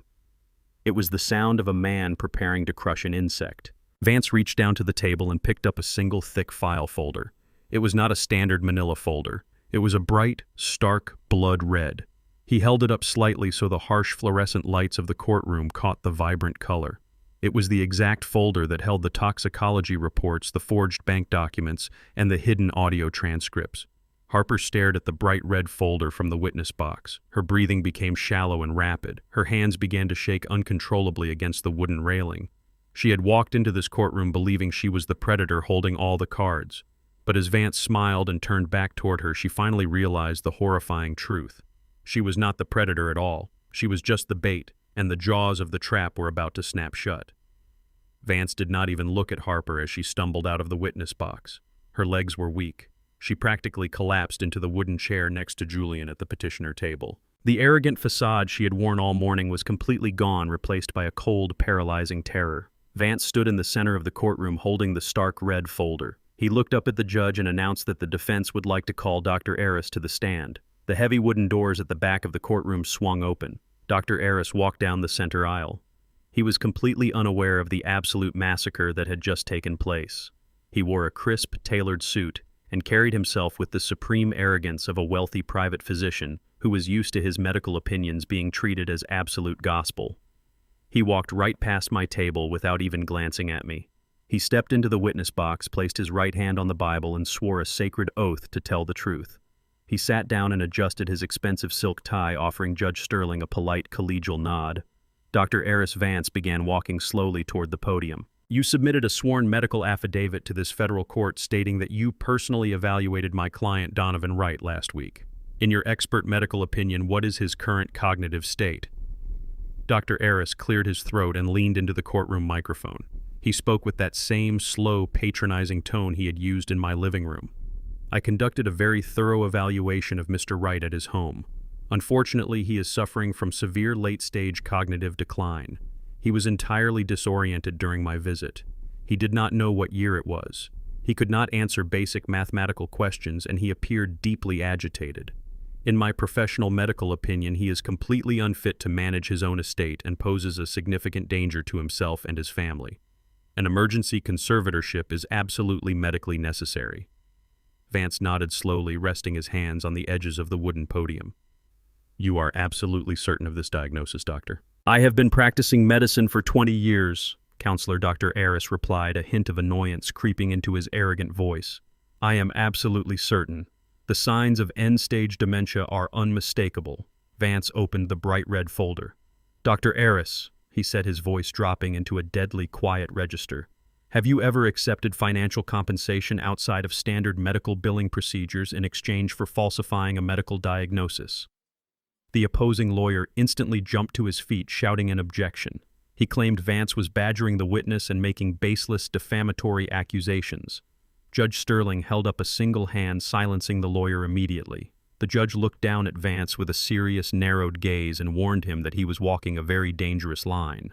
The judge demanded to know if Vance had concrete evidence to support such a severe implication. I have much more than an implication, Your Honor, Vance replied smoothly, never taking his eyes off the doctor. I ask the court for permission to play Defense Exhibit A on the courtroom audio system. Judge Sterling granted permission with a sharp nod. Vance handed a small digital storage drive to the court clerk. He turned back to the witness box. You see, Dr. Eris, Vance explained, pacing slowly across the floor. My client spent the last decade of his career as an elite security engineer for high-stakes casinos. When you and Mrs. Wright sat in his living room discussing how to legally steal his life, he decided to serve you tea. What you failed to notice was the microscopic digital audio recorder he had taped directly under the silver tray resting just inches from your hands. Dr. Eris went completely rigid in the witness box. The arrogant color drained from his face so fast he looked like a corpse. He gripped the edges of the wooden stand, staring at the audio speakers in absolute paralyzing horror. The courtroom speakers clicked and hummed to life. At first there was only the sound of a door closing and footsteps walking away. And then the crystal-clear audio filled the silent courtroom. Everyone heard Harper's voice drop into a harsh, urgent whisper asking if the evaluation was enough for the judge. They heard Dr. Eris laugh, a dry, arrogant sound confirming that I was completely detached from reality. They heard Harper explicitly demand that he write the official medical report saying I had end-stage Alzheimer's so they could get the conservatorship approved by Tuesday. And finally, the entire courtroom heard the unmistakable heavy rustle of a thick paper envelope sliding across a table, the sound of a cash bribe being handed over to a licensed medical professional to destroy an innocent man's life. The gallery erupted into a low, scandalous murmur. People gasped out loud. Judge Sterling banged his heavy wooden gavel twice, demanding order, but his own face was flushed with pure, unadulterated fury. He glared down at Dr. Eris with a look that could melt solid steel. But Vance was not finished. He waited for the room to quiet down before he delivered the final, fatal blow. Vance reached into the red folder and pulled out a single sheet of heavy certified paper and a small plastic evidence bag containing an amber pill bottle. If the audio recording of medical extortion is not sufficient for this court, Vance announced, his voice ringing out like a judge reading a death sentence, we also have physical evidence of a much darker crime. Please direct your attention to Defense Exhibit B. Vance walked over and handed the certified paper directly to the judge. Your Honor, this is an expedited, notarized report from an independent toxicology laboratory. The report details the chemical composition of the pills inside this amber bottle. A bottle that Dr. Eris personally handed to Harper Wright, instructing her to grind the pills up and put them in my client's morning coffee. Dr. Eris was sweating profusely now. Large beads of perspiration rolled down his forehead and soaked into the collar of his expensive dress shirt. His breathing was shallow and rapid. He looked like a man having a massive panic attack right there on the stand. Dr. Eris told my client's daughter-in-law that these pills were a mild daily vitamin supplement. Vance continued, turning his lethal gaze back to the witness box. But the toxicology report confirms they are actually a highly potent prescription antipsychotic sedative. This specific medication carries a severe black box warning. It is strictly banned for elderly patients. The toxicologist certified that if a healthy 72-year-old man were to ingest this dosage every morning, it would induce severe visual hallucinations, violent muscle tremors, and irreversible brain damage within days. The entire courtroom fell dead silent. The gravity of the accusation hung heavy in the cold air. "You were not just falsifying paperwork," Dr. Eris Vance roared, his voice echoing off the high ceilings like thunder. "You were instructing a woman to chemically lobotomize an elderly man.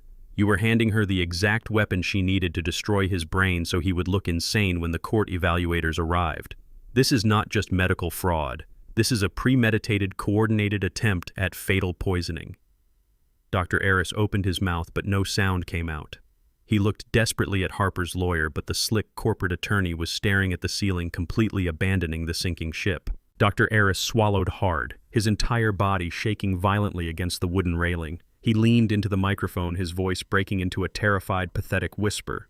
On the advice of legal counsel, Dr. Eris stammered, wiping sweat from his eyes. "I decline to answer that question on the grounds that my answer may incriminate me." He was pleading the Fifth Amendment. He was openly admitting his guilt in front of a federal magistrate. Judge Sterling did not just look angry, he looked absolutely lethal. The judge stood up behind his elevated bench, his black robe billowing around his broad shoulders. He pointed a long, furious finger directly at the witness box.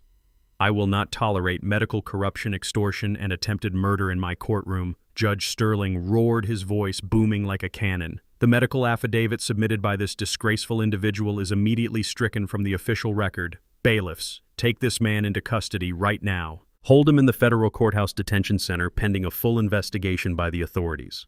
Two large armed court bailiffs immediately marched down the center aisle. They stepped right up to the witness box, grabbed Dr. Eris by his expensive suit jacket, and hauled him roughly to his feet. The cold, sharp sound of heavy metal handcuffs clicking and locking securely around the doctor's wrists echoed perfectly through the silent courtroom. Dr. Eris did not fight back. He kept his head bowed in absolute disgrace as the bailiffs marched him away. The man who had walked in acting like a king had just been dragged out like a common criminal. I turned my head very slowly and looked across the aisle at the petitioner table. Harper was sitting completely frozen. She was trembling so violently that her wooden chair rattled audibly against the hardwood floor. She gripped the edge of the table, trying to steady herself, but she looked like she was going to completely pass out. She had tried to poison my coffee and lock me in a cage, but now the doctor she hired to build that cage was wearing federal handcuffs, and Vance was slowly turning his attention directly toward her. The heavy oak doors of the courtroom swung completely shut behind the disgraced doctor, leaving a suffocating vacuum of silence in their wake. Harper was slumped in her chair at the petitioner table, shivering as if she had been plunged into freezing water. Julian sat beside her, staring blankly at his own hands, completely paralyzed by the catastrophic turn of events. They had walked into this federal building believing they were untouchable, but my attorney Vance was systematically dismantling their entire universe brick by brick. And we were not even close to being finished. Vance stood at the center podium, looking completely unbothered by the fact that he had just sent a licensed medical professional away in federal handcuffs. He smoothed the lapels of his midnight blue suit and turned his attention to the spectator gallery. "Your Honor," Vance said, his voice ringing out with absolute authority. "The defense would now like to call the petitioner's primary character witness to the stand. We call Trent to the witness box." Trent was sitting in the second row of the gallery. He stood up slowly, trying his absolute best to maintain his arrogant swagger. He was wearing an expensive gray suit, but his face was completely flushed, and a thin layer of sweat coated his forehead. He had just watched the doctor get arrested for perjury and attempted poisoning. He knew he was walking directly into a minefield, but he had absolutely no choice. He marched down the center aisle, placed his hand on the Bible, and swore the oath to tell the truth. He sat down in the wooden box, crossing his legs and trying to look like a completely innocent, concerned neighbor. "State your full name for the record," Vance commanded, not even looking up from his legal pad. Trent cleared his throat. "Trent Walker. I am the next-door neighbor." Vance nodded slowly, picking up a small black object from the defense table. He walked over and placed it carefully on the wooden railing of the witness box right in front of Trent. It was the military-grade GPS tracking device I had peeled off my classic Chevy pickup truck. "Mr. Walker," Vance began, his tone dangerously quiet. "Can you tell this court what this object is?" Trent stared at the small black box. He swallowed hard, his arrogant posture stiffening. "I have absolutely no idea what that is." Counselor Trent lied, his voice tight and defensive. "It looks like a piece of plastic." Vance offered a cold, devastating smile. "It is a highly restricted military-grade geographic positioning sensor. My client, a retired casino security engineer, found this exact device magnetically attached to the undercarriage of his personal vehicle. We had the internal memory chip forensically analyzed yesterday. The digital footprint shows that the software was registered to a holding company that you personally own." The opposing lawyer jumped to his feet to object, but Judge Sterling immediately waved him down, leaning forward with intense interest. "Did you trespass onto my client's property in the dead of night to illegally plant a tracking device on his vehicle?" Mr. Walker, Vance asked, his voice rising with lethal precision. "Did you violate federal privacy laws to stalk an elderly man?" "I was just worried about him," Trent stammered, completely abandoning his previous denial. "Harper told me he was wandering. I was just trying to help the family keep track of him in case he got lost. I am a good neighbor." "A good neighbor," Vance repeated, mocking the phrase perfectly. "That is a fascinating defense for felony stalking. Let us talk about your neighborly concern. 3 nights ago, you called 911 and reported an emergency at the Starlight Motel located in the red light district. You told the police dispatcher that a severely demented senior citizen had stolen a car and was a danger to himself. Is that correct?" "Yes," Trent answered, sitting up a little straighter, believing he was finally back on safe ground. "Harper and I tracked his vehicle to that disgusting motel. We rushed over there with the police to save him. He was out of his mind. We were terrified he was going to get hurt." Vance let out a sharp, chilling laugh. "You rushed over to save him. You are truly a hero, Mr. Walker. Your Honor, the defense requests permission to display Exhibit C on the courtroom monitors. This is the official body camera footage subpoenaed directly from the police officers who responded to Mr. Walker's 911 call that evening." Judge Sterling granted the request immediately. The large flat-screen monitors mounted on the courtroom walls flickered to life. The entire courtroom leaned forward in their seats. The high-definition video filled the screens, showing the dark, cracked asphalt of the Starlight Motel parking lot. The flashing blue and red lights of the police cruiser illuminated the cheap brick exterior of room number 12. The audio from the body camera kicked in, filling the silent courtroom with the sound of Trent's own voice screaming obscenities in the dark. The video showed Trent pushing violently past the armed police officers. It showed him raising his heavy designer boot and kicking the cheap wooden motel door entirely off its hinges. The sound of the door splintering echoed loudly through the courtroom speakers. "I caught you, you crazy old fool!" The digital version of Trent roared on the screen, storming into the room with Harper right behind him, holding her phone up to record the humiliation. But as the police flashlights swept across the interior of the dark motel room, the truth was finally and absolutely exposed to the light of day. There was no confused old man sitting in that room. Instead, the bright beams of light illuminated the dirty motel mattress, revealing 2 people desperately scrambling under the thin white sheets, trying to shield their naked bodies from the cameras. The courtroom erupted in a collective gasp of pure, absolute shock. The woman on the screen screaming and covering her face was Meredith, Trent's quiet, wealthy, and completely humiliated wife. And the man frantically trying to pull his pants up, the man caught directly in the glaring headlights of his own massive deception, was Julian, my son, Harper's husband. The video continued to play, showing the absolute catastrophic meltdown that followed. The entire courtroom watched in stunned silence as the digital version of Harper dropped her phone and launched herself onto the bed, screaming like a rabid animal, clawing at her husband's face. They watched Trent completely lose his mind, roaring in primitive fury and lunging forward to wrap his hands around his own wife's throat. They watched the police officers draw their tasers, shouting commands and physically tackling the arrogant real estate developer to the dirty carpet to stop him from committing murder right there in the motel room. Vance calmly tapped a button on his remote, pausing the video on a crystal-clear frame of Julian cowering in the corner of the room with a bloody, scratched face while Harper was being physically restrained by a police officer. Vance turned back to the witness box. "Well, Mr. Walker," he said, his voice dripping with absolute lethal sarcasm, "it appears you did not find a confused elderly man wandering the streets that night. It appears you simply kicked down a door to find your own wife intimately engaged with the very man sitting at the petitioner table today." The silence that followed was completely shattered by a sudden, unhinged scream from the petitioner table. Harper could no longer contain the absolute boiling rage inside her chest. The pristine, modest caregiver facade completely disintegrated into a million jagged pieces. She leaped out of her wooden chair, knocking it backward onto the floor. She pointed a trembling, manicured finger directly at Julian's face, completely ignoring the federal judge, the armed bailiffs, and the packed gallery. "You pathetic, disgusting coward," Harper shrieked at the top of her lungs, her voice echoing off the vaulted ceilings like a siren.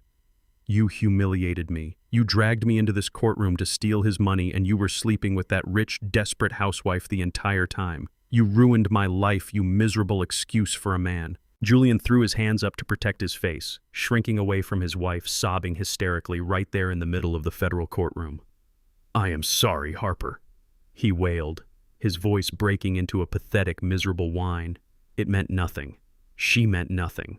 From the witness box, Trent suddenly roared in fury. He slammed his fist down on the wooden railing, glaring at Julian with pure murderous intent. "I am going to kill you!"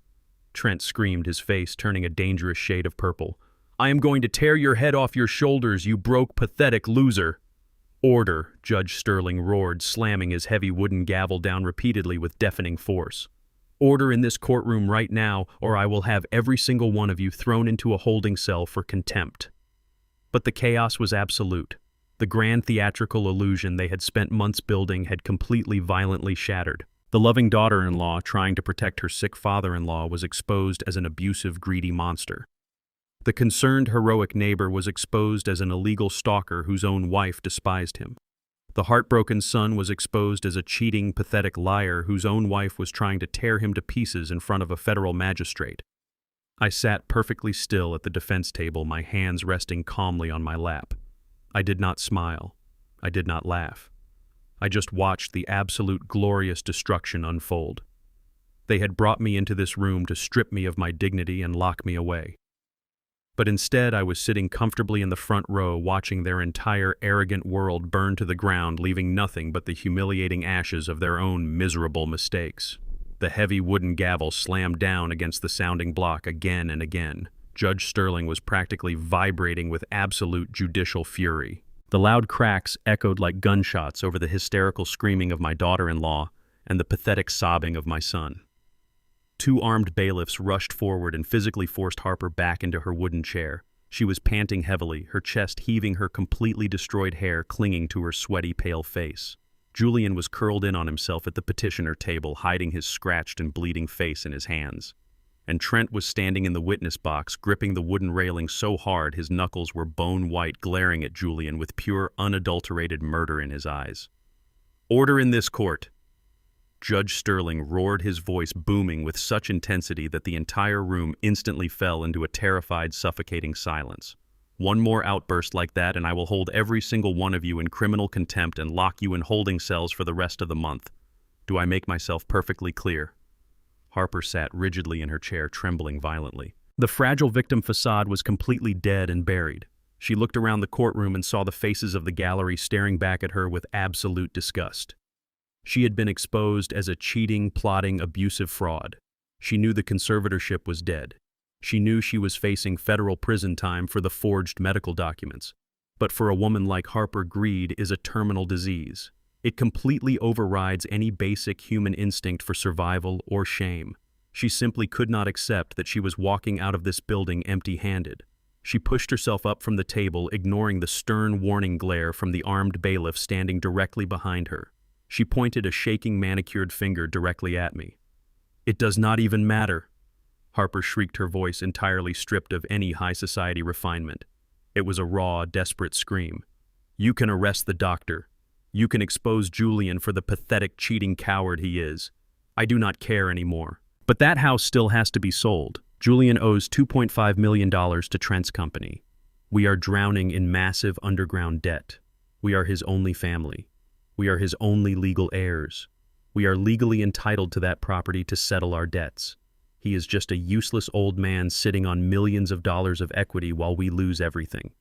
The absolute blinding audacity of her statement sent a fresh wave of horrified murmurs rolling through the courtroom gallery. She was standing in a federal courtroom moments away from being indicted for conspiracy and elder abuse, and she was still aggressively demanding my money. She openly admitted her entire motive right in front of the judge. She genuinely believed that because I was 72 years old, my life savings and my 5-acre commercial property were simply a rainy day fund meant to rescue her from her own disastrous choices. Judge Sterling was so furious he reached for his gavel to have her removed in handcuffs right then and there. But I did not want her removed. Not yet. I had not delivered the final killing blow. I placed my large, calloused hand gently on Vance's arm. My brilliant attorney looked at me, saw the cold, absolute resolve in my dark eyes, and offered a slow, knowing nod. He stepped back from the center podium, yielding the floor entirely to me. For the very first time since I had walked into that federal courthouse, I stood up. I did not use a cane. I did not hunch my shoulders. I did not let my hands tremble.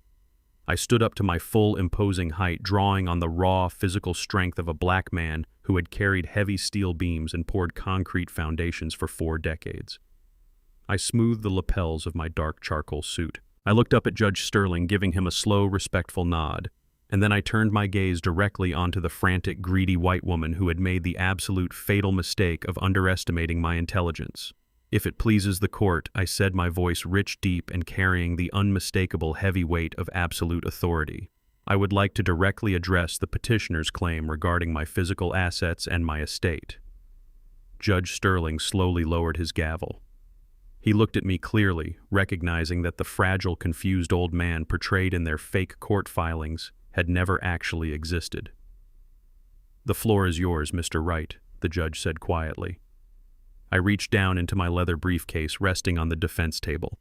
I pulled out a thick, heavy legal binder bound in dark blue leather. I did not hand it to Vance to present. I held it myself, letting Harper stare at it. "You have spent this entire morning and the last several months of your miserable life obsessing over the value of my historic brownstone and my commercial land." I began pacing slowly toward the center of the room. "You hired a corrupt doctor to poison me. You forced your weak husband to commit federal wire fraud. You lied under oath. You completely destroyed your marriage and risked spending the next decade of your life in a federal penitentiary, all because you wanted to seize control of a property you believe is worth millions." Harper stared at the blue binder in my hands. Her frantic breathing hitched. She could feel the ground opening up beneath her, but she was entirely powerless to stop it. I opened the binder and pulled out a single, beautifully embossed legal document bearing the official seals of the state. "But here is the ultimate tragedy of your blinding arrogance, Harper," I continued, my voice ringing out with brutal, absolute clarity. "You assumed that because I am an older black man who wears steel-toed boots and drives an old pickup truck, I was financially illiterate. You assumed I was just sitting on a massive pile of equity blindly waiting to die. But 5 years ago, when I first noticed Julian hemorrhaging money to impress you and your high society friends, I took the necessary steps to protect my blood, sweat, and tears from predators exactly like you. I held the document up high so the entire courtroom could see the county seals stamped at the bottom. Even if you had successfully bribed the judge today, I said every word, striking her like a physical blow. Even if your forged medical power of attorney had been accepted, even if you had successfully drugged me and locked me in a psychiatric ward for the rest of my natural life, you would have inherited absolutely nothing." Julian lifted his head from his hands at the petitioner table. His bloodshot eyes widened in pure, unadulterated horror as he finally recognized the blue leather binder. 5 years ago, I declared, my voice booming across the silent room. I legally transferred the deed to my historic brownstone, the title to my 5-acre commercial property, and every single liquid asset I possessed into an ironclad, irrevocable, educational, and living trust. I am no longer the legal owner of that house or that land. The trust is. And the sole exclusive beneficiary of that multi-million-dollar trust is not my son. It is my goddaughter, Kendra." The silence that fell over the courtroom was absolute. It was the kind of heavy, suffocating silence that follows a massive explosion. "You cannot touch a single dime of my money, Harper," I told her, staring directly into her terrified eyes. "You cannot sell a single brick of my house. There is not a single penny in my name for you to steal. You committed federal crimes, you destroyed your marriage, and you ruined your entire life to steal a ghost. You went to absolute war for an empty shell." Julian let out a guttural, agonizing groan from the petitioner table. He slumped forward, slamming his head against the wooden surface. He had forged documents. He had faced federal prison time. He had betrayed the father who loved him all to steal a house and land that had not belonged to me in half a decade. He had ruined his life for absolutely nothing. Harper physically staggered backward. The realization hit her with the brutal force of a freight train. Her knees completely buckled. She collapsed heavily into her wooden chair, staring blankly at the floor. The money was gone. It had always been gone. The massive $2.5 million debt hovering over her head was suddenly terrifyingly real, and her only escape route had just been completely bricked up and sealed shut. She was left with absolutely nothing but the ashes of her own greed. I stopped pacing. I stood perfectly still in the center of the courtroom. The destruction of my daughter-in-law and my son was completely finalized, but there was still one more rat trapped in the maze. I slowly turned my body and shifted my gaze toward the witness box. Trent was still sitting there, sweating profusely, his arrogant real estate developer persona completely shattered by the sheer magnitude of the legal massacre he had just witnessed. I looked him dead in the eyes, letting a slow, chilling smile spread across my face. It was the smile of the Grim Reaper coming to collect a heavy toll. "You have been threatening to break my son's legs over a massive gambling debt," I said, my voice dropping to a low, devastating whisper that carried perfectly to his ears. "You have been holding that $2.5 million debt over his head, forcing him to steal my land to pay you back." Trent swallowed hard, his Adam apple bobbing nervously. He gripped the wooden railing, bracing himself for whatever I was about to say next. "Do you really think Julian owes your shadow company $2.5 million? Trent?" I asked, the question hanging in the cold courtroom air like a loaded gun pointed directly at his chest. He had absolutely no idea that he had not just walked into my trap. He had built his entire arrogant life right on top of it. The heavy silence in the federal courtroom was absolute. Trent stared down at me from the elevated witness box. His arrogant face was completely pale and covered in a thick layer of nervous sweat. He swallowed hard. His expensive designer suit suddenly looked 2 sizes too big for his shrinking frame. He gripped the wooden railing so tightly his knuckles turned completely white. He had spent the last 4 years treating me like a pathetic, senile old man. He looked at my worn-out work boots and my classic Chevy pickup truck and assumed I was just a poor, uneducated bricklayer who got lucky with a piece of historic real estate. He thought he was the apex predator of our affluent neighborhood. He thought his flashy sports cars and his loud, expensive parties made him a king. But a true builder knows that a castle built on sand will always collapse the moment the tide rolls in. I did not break eye contact with him. I let the silence stretch out until the tension in the room was almost unbearable. I reached back into my heavy leather briefcase. I bypassed the blue folder that held my irrevocable trust. I bypassed the stark red folder that held the toxicology reports and the audio transcripts. Instead, I pulled out a thick, heavy manila envelope secured with a thick black string. I walked slowly toward the center of the courtroom. I felt the eyes of every single person in the gallery burning into my back. Judge Sterling leaned forward over his mahogany bench. His pale eyes narrowed in deep fascination. My attorney Vance stood quietly by the defense table, a cold, predatory smile playing on his lips. He knew exactly what was inside that envelope. He was the one who helped me draft the execution orders. "You have been a very busy man, Trent," I began, my voice low and steady, echoing perfectly off the high vaulted ceilings. "For the last 10 years, you have been aggressively expanding your commercial real estate empire. You built flashy high-rise luxury apartments. You bought massive tracts of land. You walked around this city telling everyone you were a self-made multi-millionaire. You looked down your nose at people who actually worked with their hands. You even convinced my own foolish son to look up to you as a mentor." Trent opened his mouth to speak, but no sound came out. He just stared at the heavy manila envelope in my hands, his breathing growing shallow and erratic. "But I know the absolute truth about your massive empire, Trent," I continued, pacing slowly back and forth. You are not a king. You are a desperate man drowning in a highly leveraged ocean of debt. Every single luxury building you ever constructed was funded by massive high-interest corporate loans. You never used your own money. You used your wife Meredith and her generational wealth as collateral to secure massive lines of credit. And when the traditional banks finally realized your debt-to-income ratio was a toxic liability, they cut you off completely. You were completely desperate for cash to keep your fraudulent empire afloat. So you turned to private anonymous lending institutions. I stopped pacing and stood directly in front of the witness box. I pulled a stack of heavily redacted financial documents from the manila envelope.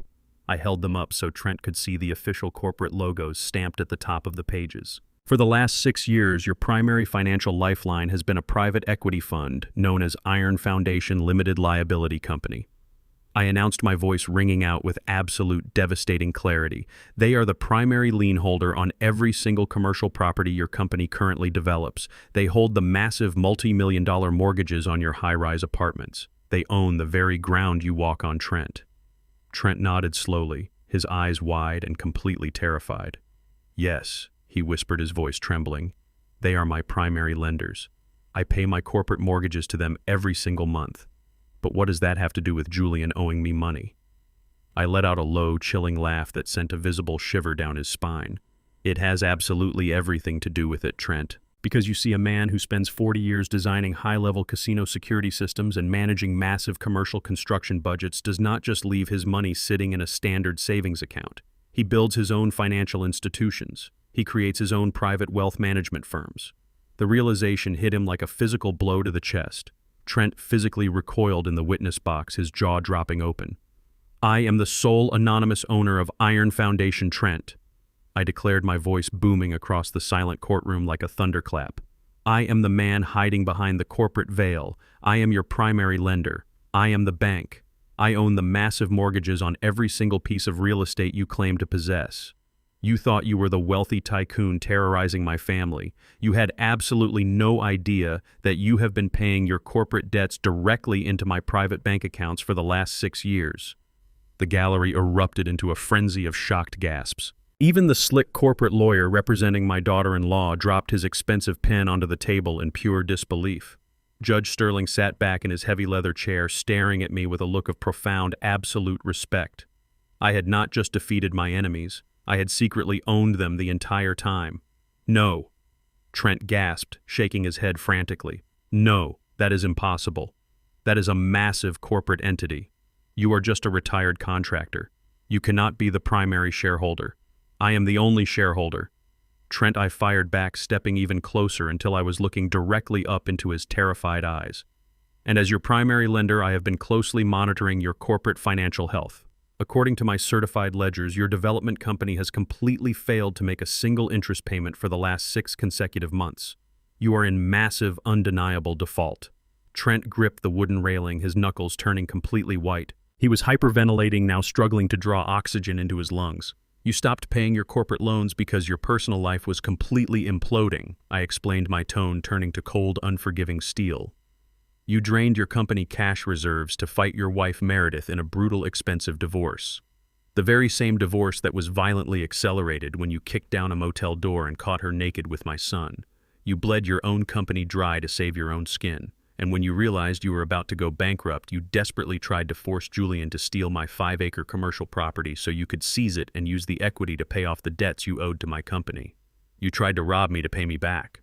Trent was completely paralyzed. He looked around the courtroom, desperately searching for a way out, but there were no exits left. He was trapped in a cage of his own making. But your grace period is officially over, Trent, I announced, holding up a final document bearing a bright red certified county seal. Yesterday afternoon, while you were busy preparing your fake testimony to lock me in a psychiatric ward, my attorneys officially activated the default clause on your entire portfolio. I filed the emergency foreclosure and corporate seizure documents with the federal bankruptcy court. I slapped the heavy documents down onto the wooden railing right in front of his trembling hands. As of 9 o'clock this morning, your entire real estate corporation has been legally seized, I told him, every word striking him like a heavy hammer. Your bank accounts are completely frozen. Your luxury properties are currently being locked down by federal marshals. You do not own a single brick, a single piece of land, or a single dollar. You are completely and utterly bankrupt. The arrogant white neighbor who had threatened to bring a bulldozer to my historic brownstone was entirely dead and gone. In his place sat a completely broken, ruined man.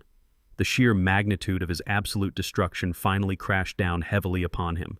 He had tried to steal the land of an elderly black man to save his crumbling empire, and instead I had quietly, meticulously swallowed his entire world whole. Trent let out a terrible, agonizing gasp. He clutched his hands tightly over his chest, his face turning an alarming shade of pale gray. His eyes rolled back into his head. The weight of losing absolutely everything was too much for his heart to bear. He collapsed violently forward, slumping heavily over the wooden railing of the witness box, gasping desperately for air like a fish thrown onto dry land. The courtroom exploded into total chaos. The bailiffs rushed forward, calling urgently for medical assistance, but I did not move to help him. I stood perfectly still in the center of the room watching the tyrant fall. I had not just saved my home and protected my dignity. I had completely annihilated the baddest predator in the neighborhood, leaving absolutely nothing but dust in my wake. The heavy oak doors of the courtroom swung shut as the paramedics wheeled Trent away on a stretcher. He was clutching his chest, gasping for air, looking like a pathetic, broken shell of the arrogant real estate tycoon who had walked in just 2 hours ago. The gallery was completely silent. The only sound in the massive federal courtroom was the heavy, uneven breathing of my daughter-in-law. Harper was sitting at the petitioner table, shivering violently. Beside her, my son Julian was staring down at the polished hardwood floor, completely paralyzed by the catastrophic reality of their situation. Judge Sterling did not even watch Trent leave the room. He did not care about a bankrupt man having a panic attack. His pale, unforgiving eyes were locked entirely on Harper and Julian. The judge picked up his heavy wooden gavel, but he did not bang it against the sounding block. He held it tightly in his hand, pointing the polished wood directly at the two people who had tried to steal my life. This court has witnessed many terrible things over the years. Judge Sterling began, his voice dropping into a low, dangerous rumble that echoed perfectly off the high vaulted ceilings.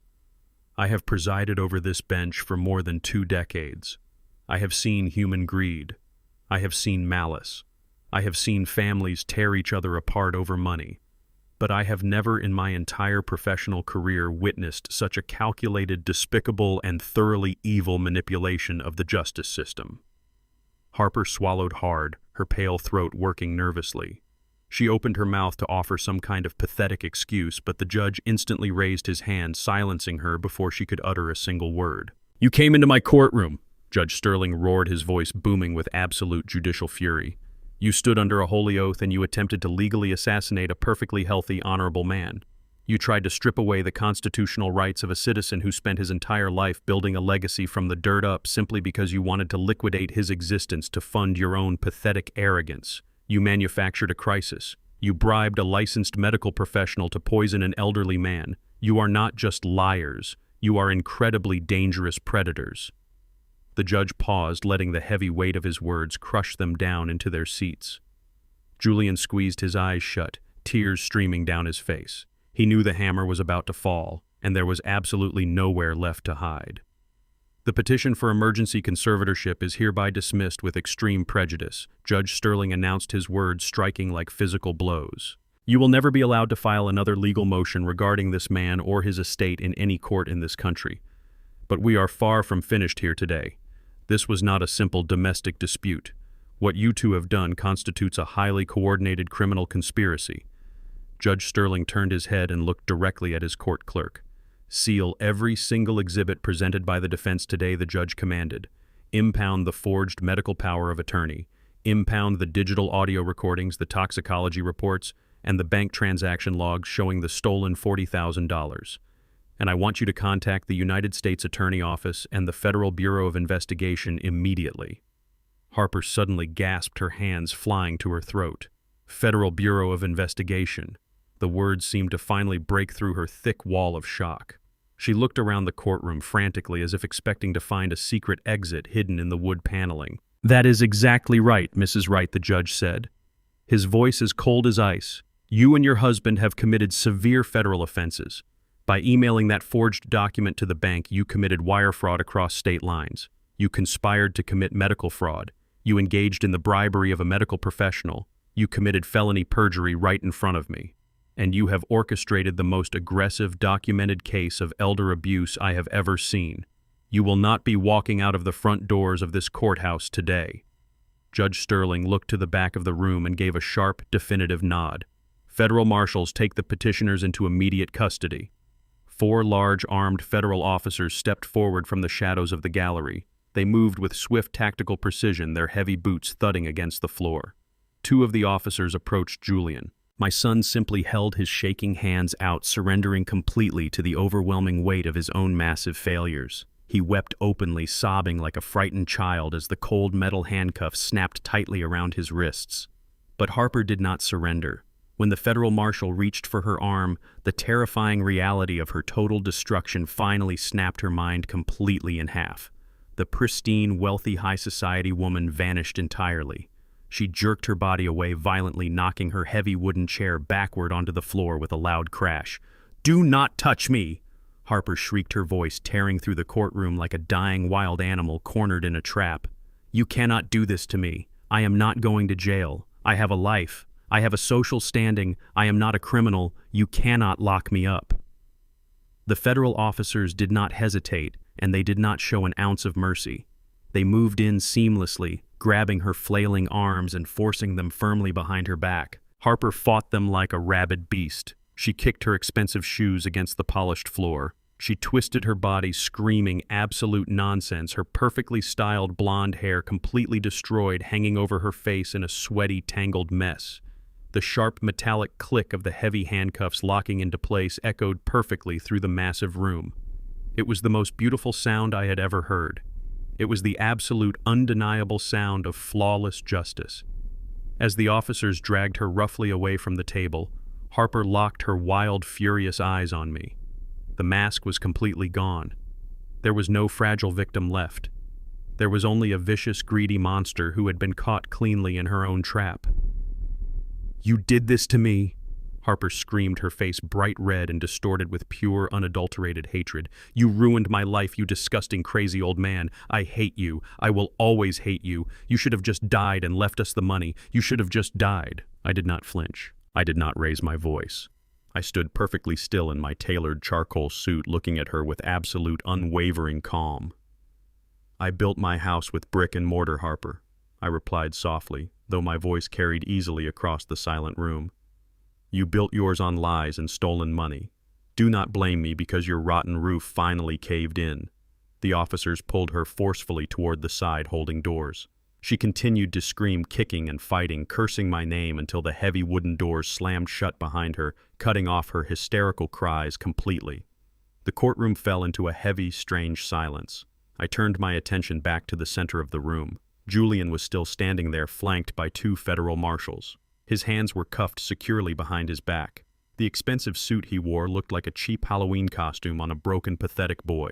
He looked at me, his eyes swollen and red, filled with a desperate, pathetic pleading. Suddenly, Julian dropped his weight and fell to his knees right there in the middle of the federal courtroom. The loud thud of his kneecaps hitting the hardwood floor echoed loudly. He completely ignored the officers standing over him. He dragged himself forward on his knees, inching across the floor until he was right in front of me. He leaned forward and wrapped his cuffed arms around my heavy steel-toed boots, burying his weeping face against my legs.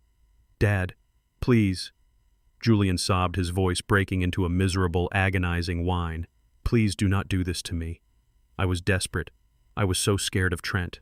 "Harper manipulated me, Dad. You know she did. She poisoned my mind. I am your son. I am your only boy. Please, Dad. I am begging you. Forgive me. Please save me." I looked down at the weeping man kneeling on the floor. I searched my heart for any lingering trace of paternal warmth. I searched for the love I used to feel when I taught him how to ride a bicycle, or when I paid for his expensive college tuition. But the vault inside my chest was completely empty. He had burned it all to the ground the exact moment he forged my signature to steal my life and hand my legacy over to an arrogant white man. I did not bend down to comfort him. I did not place a loving hand on his shoulder. Instead, I slowly pulled my right leg back and kicked his hands away from my boots with a sharp, deliberate motion. Julian gasped, falling backward onto the floor, looking up at me with wide, terrified eyes. He finally saw the cold, unforgiving truth written clearly on my face. I looked him dead in the eye, my voice dropping to a low, terrifying whisper that carried the weight of 40 years of hard labor and absolute integrity. A black man never sells his own family to save his skin, Julian. I told him, my words cutting deeper than any knife. I only forgive men. You are just a parasite. I turned my back on him completely. I did not watch as the federal marshals hauled him roughly to his feet. I did not watch as they dragged my weeping, ruined son through the same heavy wooden doors his wife had just disappeared behind. I faced the front of the courtroom, my posture straight, my dignity entirely intact. The toxic, infected branches of my family tree had finally been completely amputated, and for the first time in years, I could finally breathe. 2 months have passed since the heavy wooden doors of the federal courthouse slammed shut, bringing an absolute and devastating end to the illusion of my family. The transition from the suffocating heat of summer to a bitter, freezing autumn brought a crisp, biting wind to the streets of Washington, D.C. The weather was blowing away the lingering stench of betrayal that had infected my historic brownstone for so long. Justice moves incredibly slowly in most regular cases, but when you hand the federal prosecutors a perfectly wrapped digital package of wire fraud, medical extortion, and attempted poisoning, they move with absolute terrifying speed. My house was finally quiet. It was not the heavy, anxious silence of a man waiting for an attack. It was the clean, breathing silence of a man who had successfully defended his fortress and slaughtered the wolves at his door. Let us talk about the absolute destruction of my arrogant white neighbor. Trent wanted to bring a massive bulldozer to my property and pave over my entire life. Instead, I brought a financial bulldozer to his. The federal bankruptcy courts showed him absolutely zero mercy. My private equity firm, Iron Foundation Limited Liability Company, systematically executed the foreclosure orders with ruthless mechanical precision.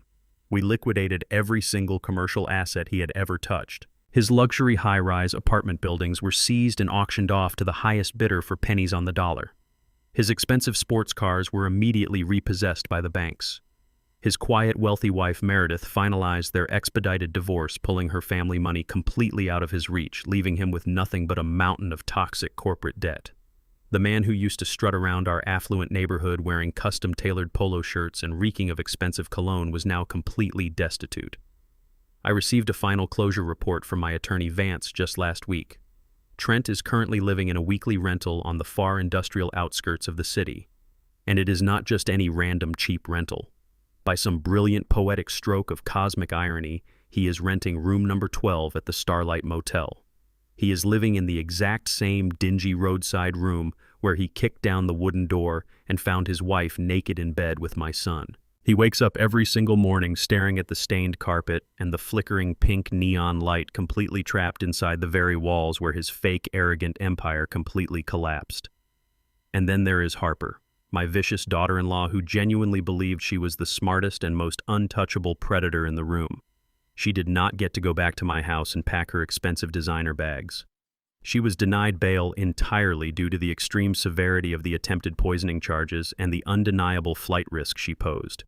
She has been sitting in a cold concrete federal holding facility for 60 agonizing days. Her high-priced corporate lawyer dropped her case the exact second her credit cards bounced and her accounts were frozen. She was assigned a severely overworked public defender who sat her down in an interrogation room and told her the absolute brutal truth. She is currently facing a mandatory 7-year sentence in a federal penitentiary. There is absolutely no early parole in the federal justice system. The arrogant white woman who complained about the smell of my historic home is now forced to wear a stiff, scratchy, oversized orange jumpsuit. She eats scheduled, heavily processed meals off a divided plastic tray. I heard from the prosecutor's office that she spends her days weeping hysterically in the common room, begging the guards and the other inmates to believe that she was just a helpless victim of a crazy old man. But absolutely nobody cares. The heavy iron bars and the cold concrete floors do not care about her blonde hair or her high society tears. Her beauty and her manipulation have zero currency in a federal cage. I thought the trash had completely taken itself out. I thought I would never have to look at the pathetic wreckage of my family tree ever again. But a parasite always tries to return to its original host when it begins to starve. It happened on a dark Tuesday night. A massive violent rainstorm rolled into the city. The dark sky cracked open and the freezing rain came down in heavy punishing sheets, flooding the gutters and turning the asphalt streets into slick black rivers. I was sitting in my warm, comfortable living room reading a hardcover book and listening to the thunder rattle the window panes. Suddenly I saw a dark figure standing outside my property line. I walked over to the front window and looked out through the driving rain. Standing directly in front of my heavy wrought iron security gate was my son Julian. He did not have his expensive startup chief executive suits anymore. The federal authorities had frozen all of his assets pending his own upcoming criminal trial for wire fraud and conspiracy. He was wearing a thin, faded gray hooded sweatshirt that was completely soaked through, clinging tightly to his shivering, emaciated frame. His designer shoes were completely ruined, sinking deep into the muddy puddles forming on the edge of the sidewalk. He looked like a drowned, pathetic rat. He was gripping the cold iron bars of my security gate, staring up at my warm-lit windows, shivering violently in the freezing wind. I did not feel a single ounce of pity. I did not feel the paternal urge to rush out and wrap a warm blanket around his shoulders. That specific part of my heart had been permanently surgically removed the day he forged my signature. I walked to the hallway closet and pulled out a large, solid black umbrella. I unlocked my heavy oak front door, stepped out onto the porch, and walked slowly down the long brick driveway. The heavy rain hammered aggressively against the top of my umbrella, but I stayed completely dry and untouched by the storm.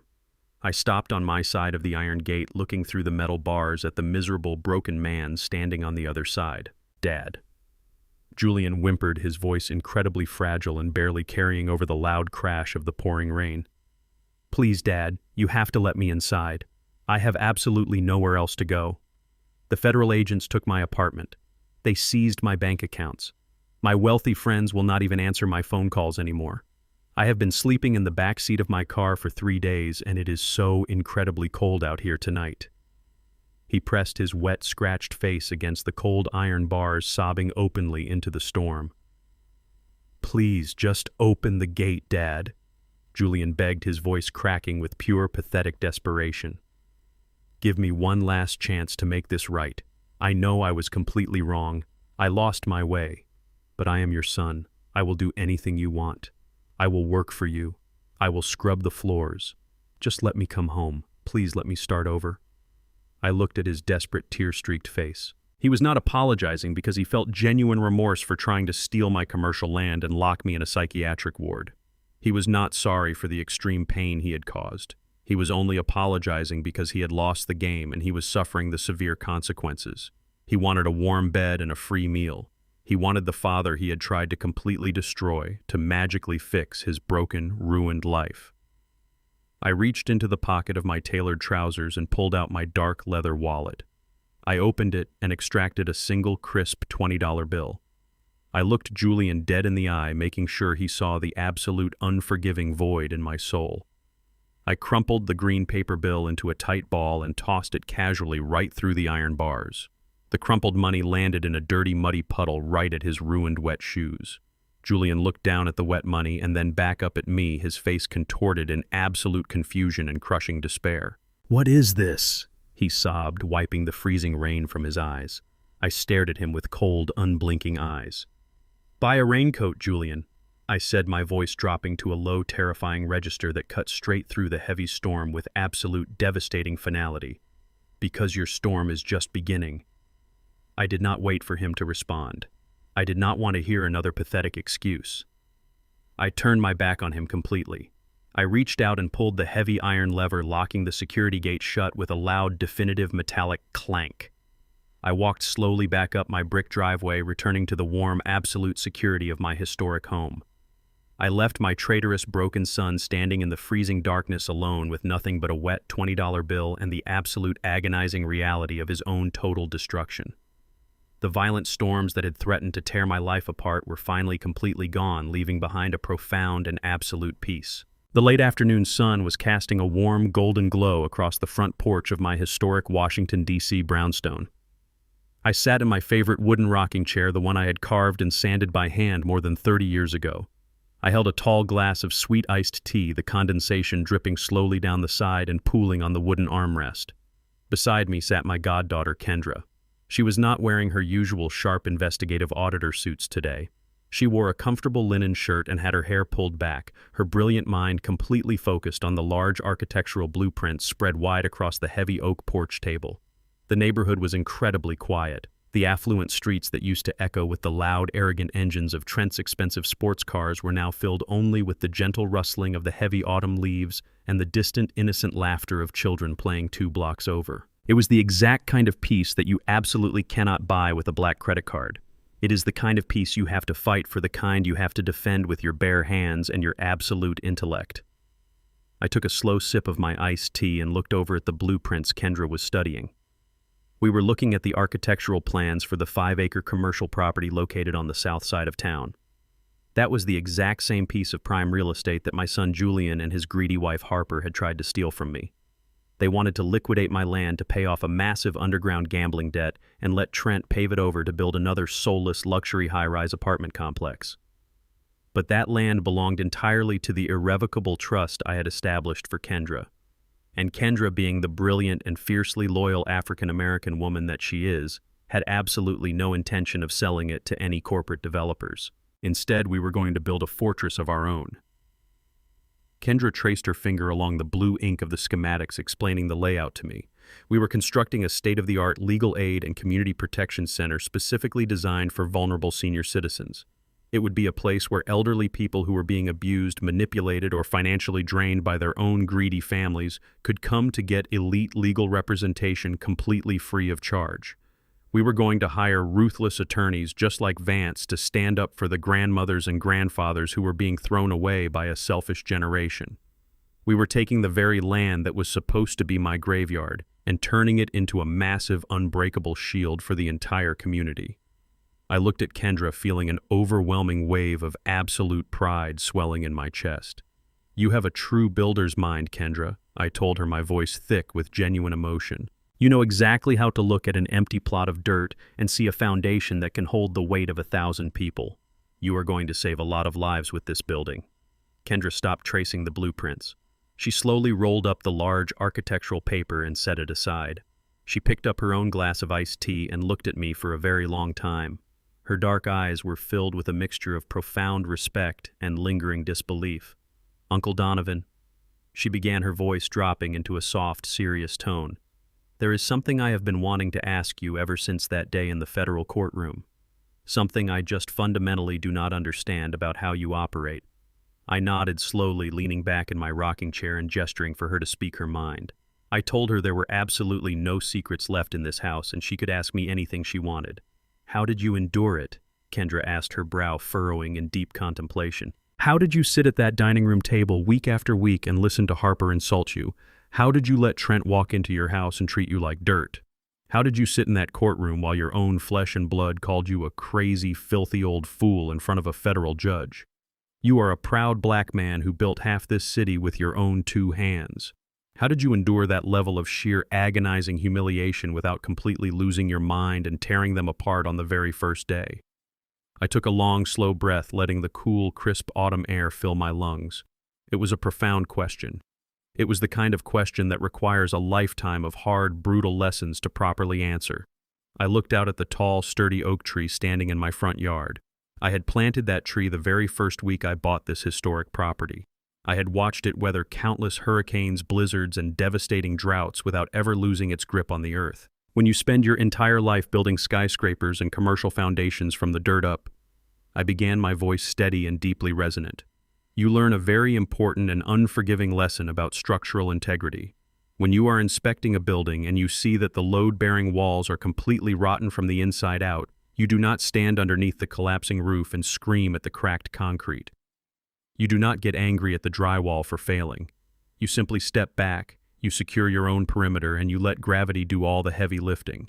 You let the corrupt structure completely collapse under the crushing weight of its own sheer arrogance. I looked back at Kendra, making sure she understood the absolute gravity of my words. Your cousin Julian and his wife built their entire lives on a rotten foundation of greed, deceit, and toxic vanity. They thought their expensive designer clothes and their leased luxury cars made them completely untouchable. But I knew the actual truth. I knew they were entirely hollow inside. If I had yelled at Harper, if I had thrown a violent tantrum, if I had reacted to Trent's pathetic insults, I would have been stepping right into their collapsing building. I would have given them exactly what they desperately wanted. I would have handed them the angry, erratic, out-of-control old man they needed to prove their fabricated medical narrative. Kendra listened intently, absorbing every single word like a dry sponge absorbing water.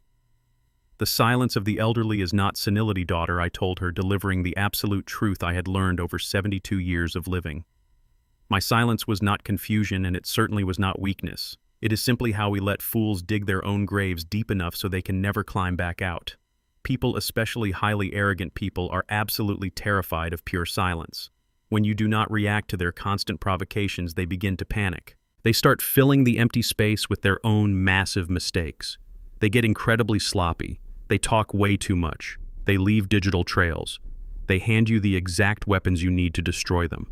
I let them vastly underestimate me because an underestimated man is the most dangerous person in any room on earth. Kendra squeezed her eyes shut for a moment, letting the profound weight of the lesson settle deep into her bones. She reached across the wooden table and placed her hand gently over my rough, calloused fingers. "I am so incredibly proud to be your daughter," she whispered, her voice thick with emotion. "You protected everything. You protected us."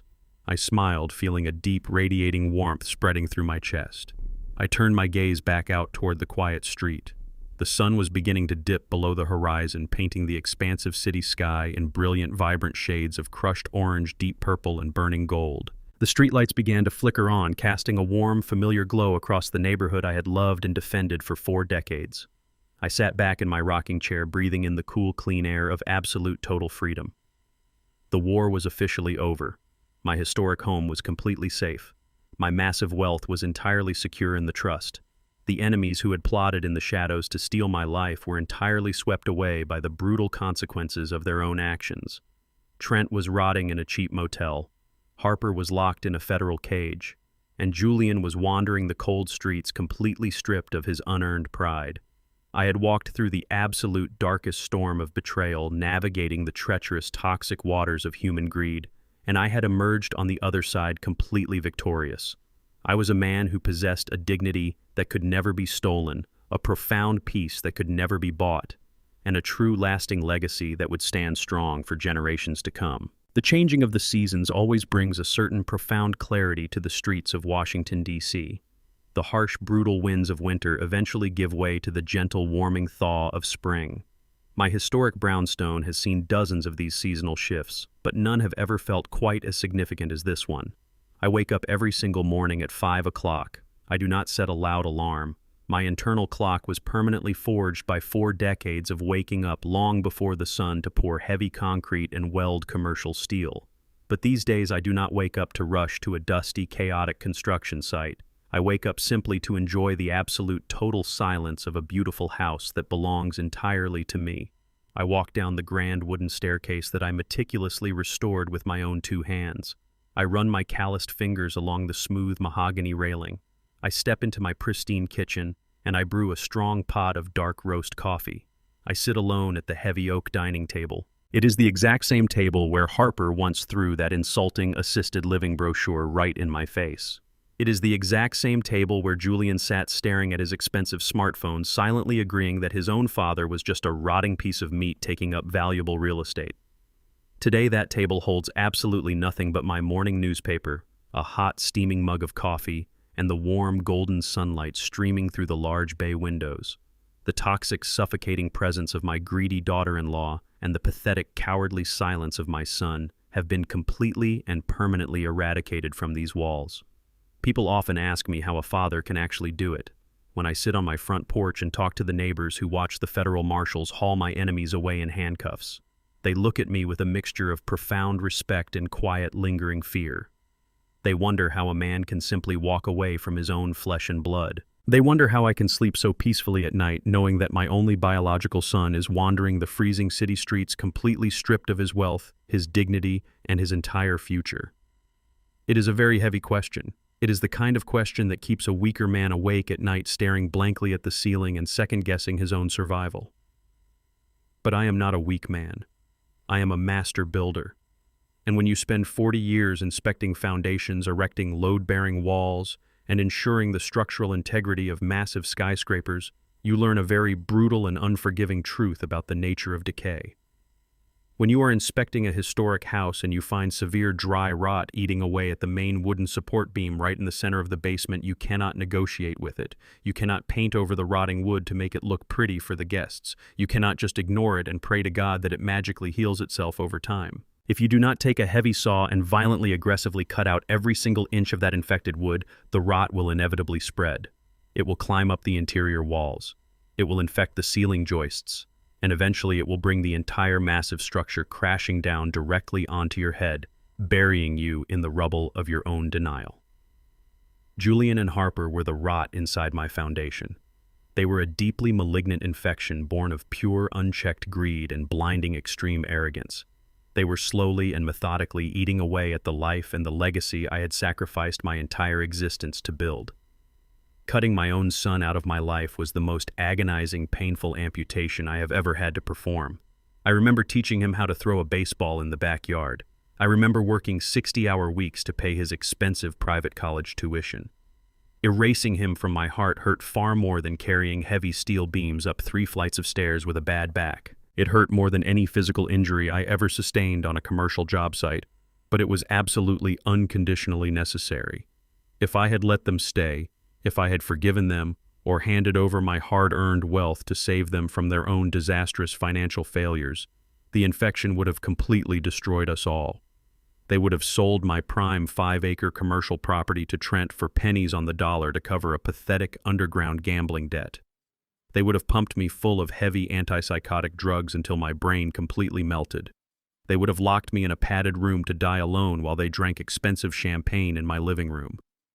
I had to sever the dead necrotic tissue to protect the parts of my family that were still healthy and full of brilliant, vibrant life. And that healthy, vibrant part is my brilliant goddaughter, Kendra. She is the true legacy of my blood, sweat, and tears.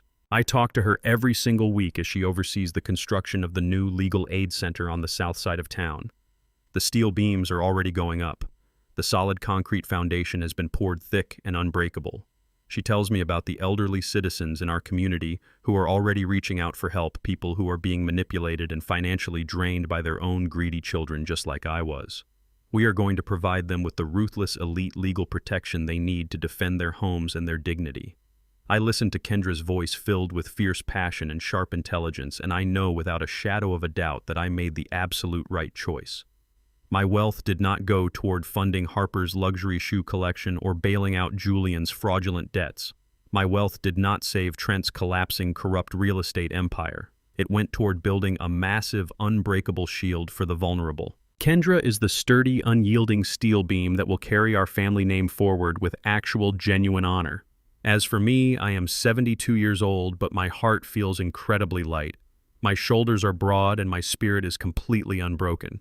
I spend my afternoons reading on my front porch, waving to the neighbors who pass by. They know the quiet, unassuming black man on the corner does not tolerate disrespect, and he protects his territory with absolute terrifying precision. I do not harbor any lingering hatred for the people who tried to destroy me. Hatred is a very heavy burden, and I absolutely refuse to carry their toxic baggage for another second. I simply let them dig their own graves, and I stepped out of the way when the heavy dirt finally caved in. Blood makes you related, but loyalty, integrity, and respect make you family. When greed completely replaces love, the ties that once bound us quickly become the chains that suffocate us. Never let anyone, not even your own flesh and blood, mistake your quiet kindness for vulnerability or your silence for ignorance. A predator will always underestimate the profound strength of someone who has spent a lifetime building their foundation from the dirt up. In the end, the most powerful revenge is not anger. It is standing tall in your truth, securing your legacy, and patiently watching their own arrogance dig their grave. If this story resonated with you, please let me know your thoughts in the comments section below. Have you ever had to make the incredibly painful decision to cut ties with a highly toxic family member to protect your own peace and your own survival? Share your personal experiences with our community. Please hit the like button, share this video with someone who desperately needs to hear this message, and subscribe to the channel right now. Make sure you turn on the notification bell so you never miss another powerful story of truth, survival, and absolute justice. Thank you so much for listening, and remember to always protect your foundation.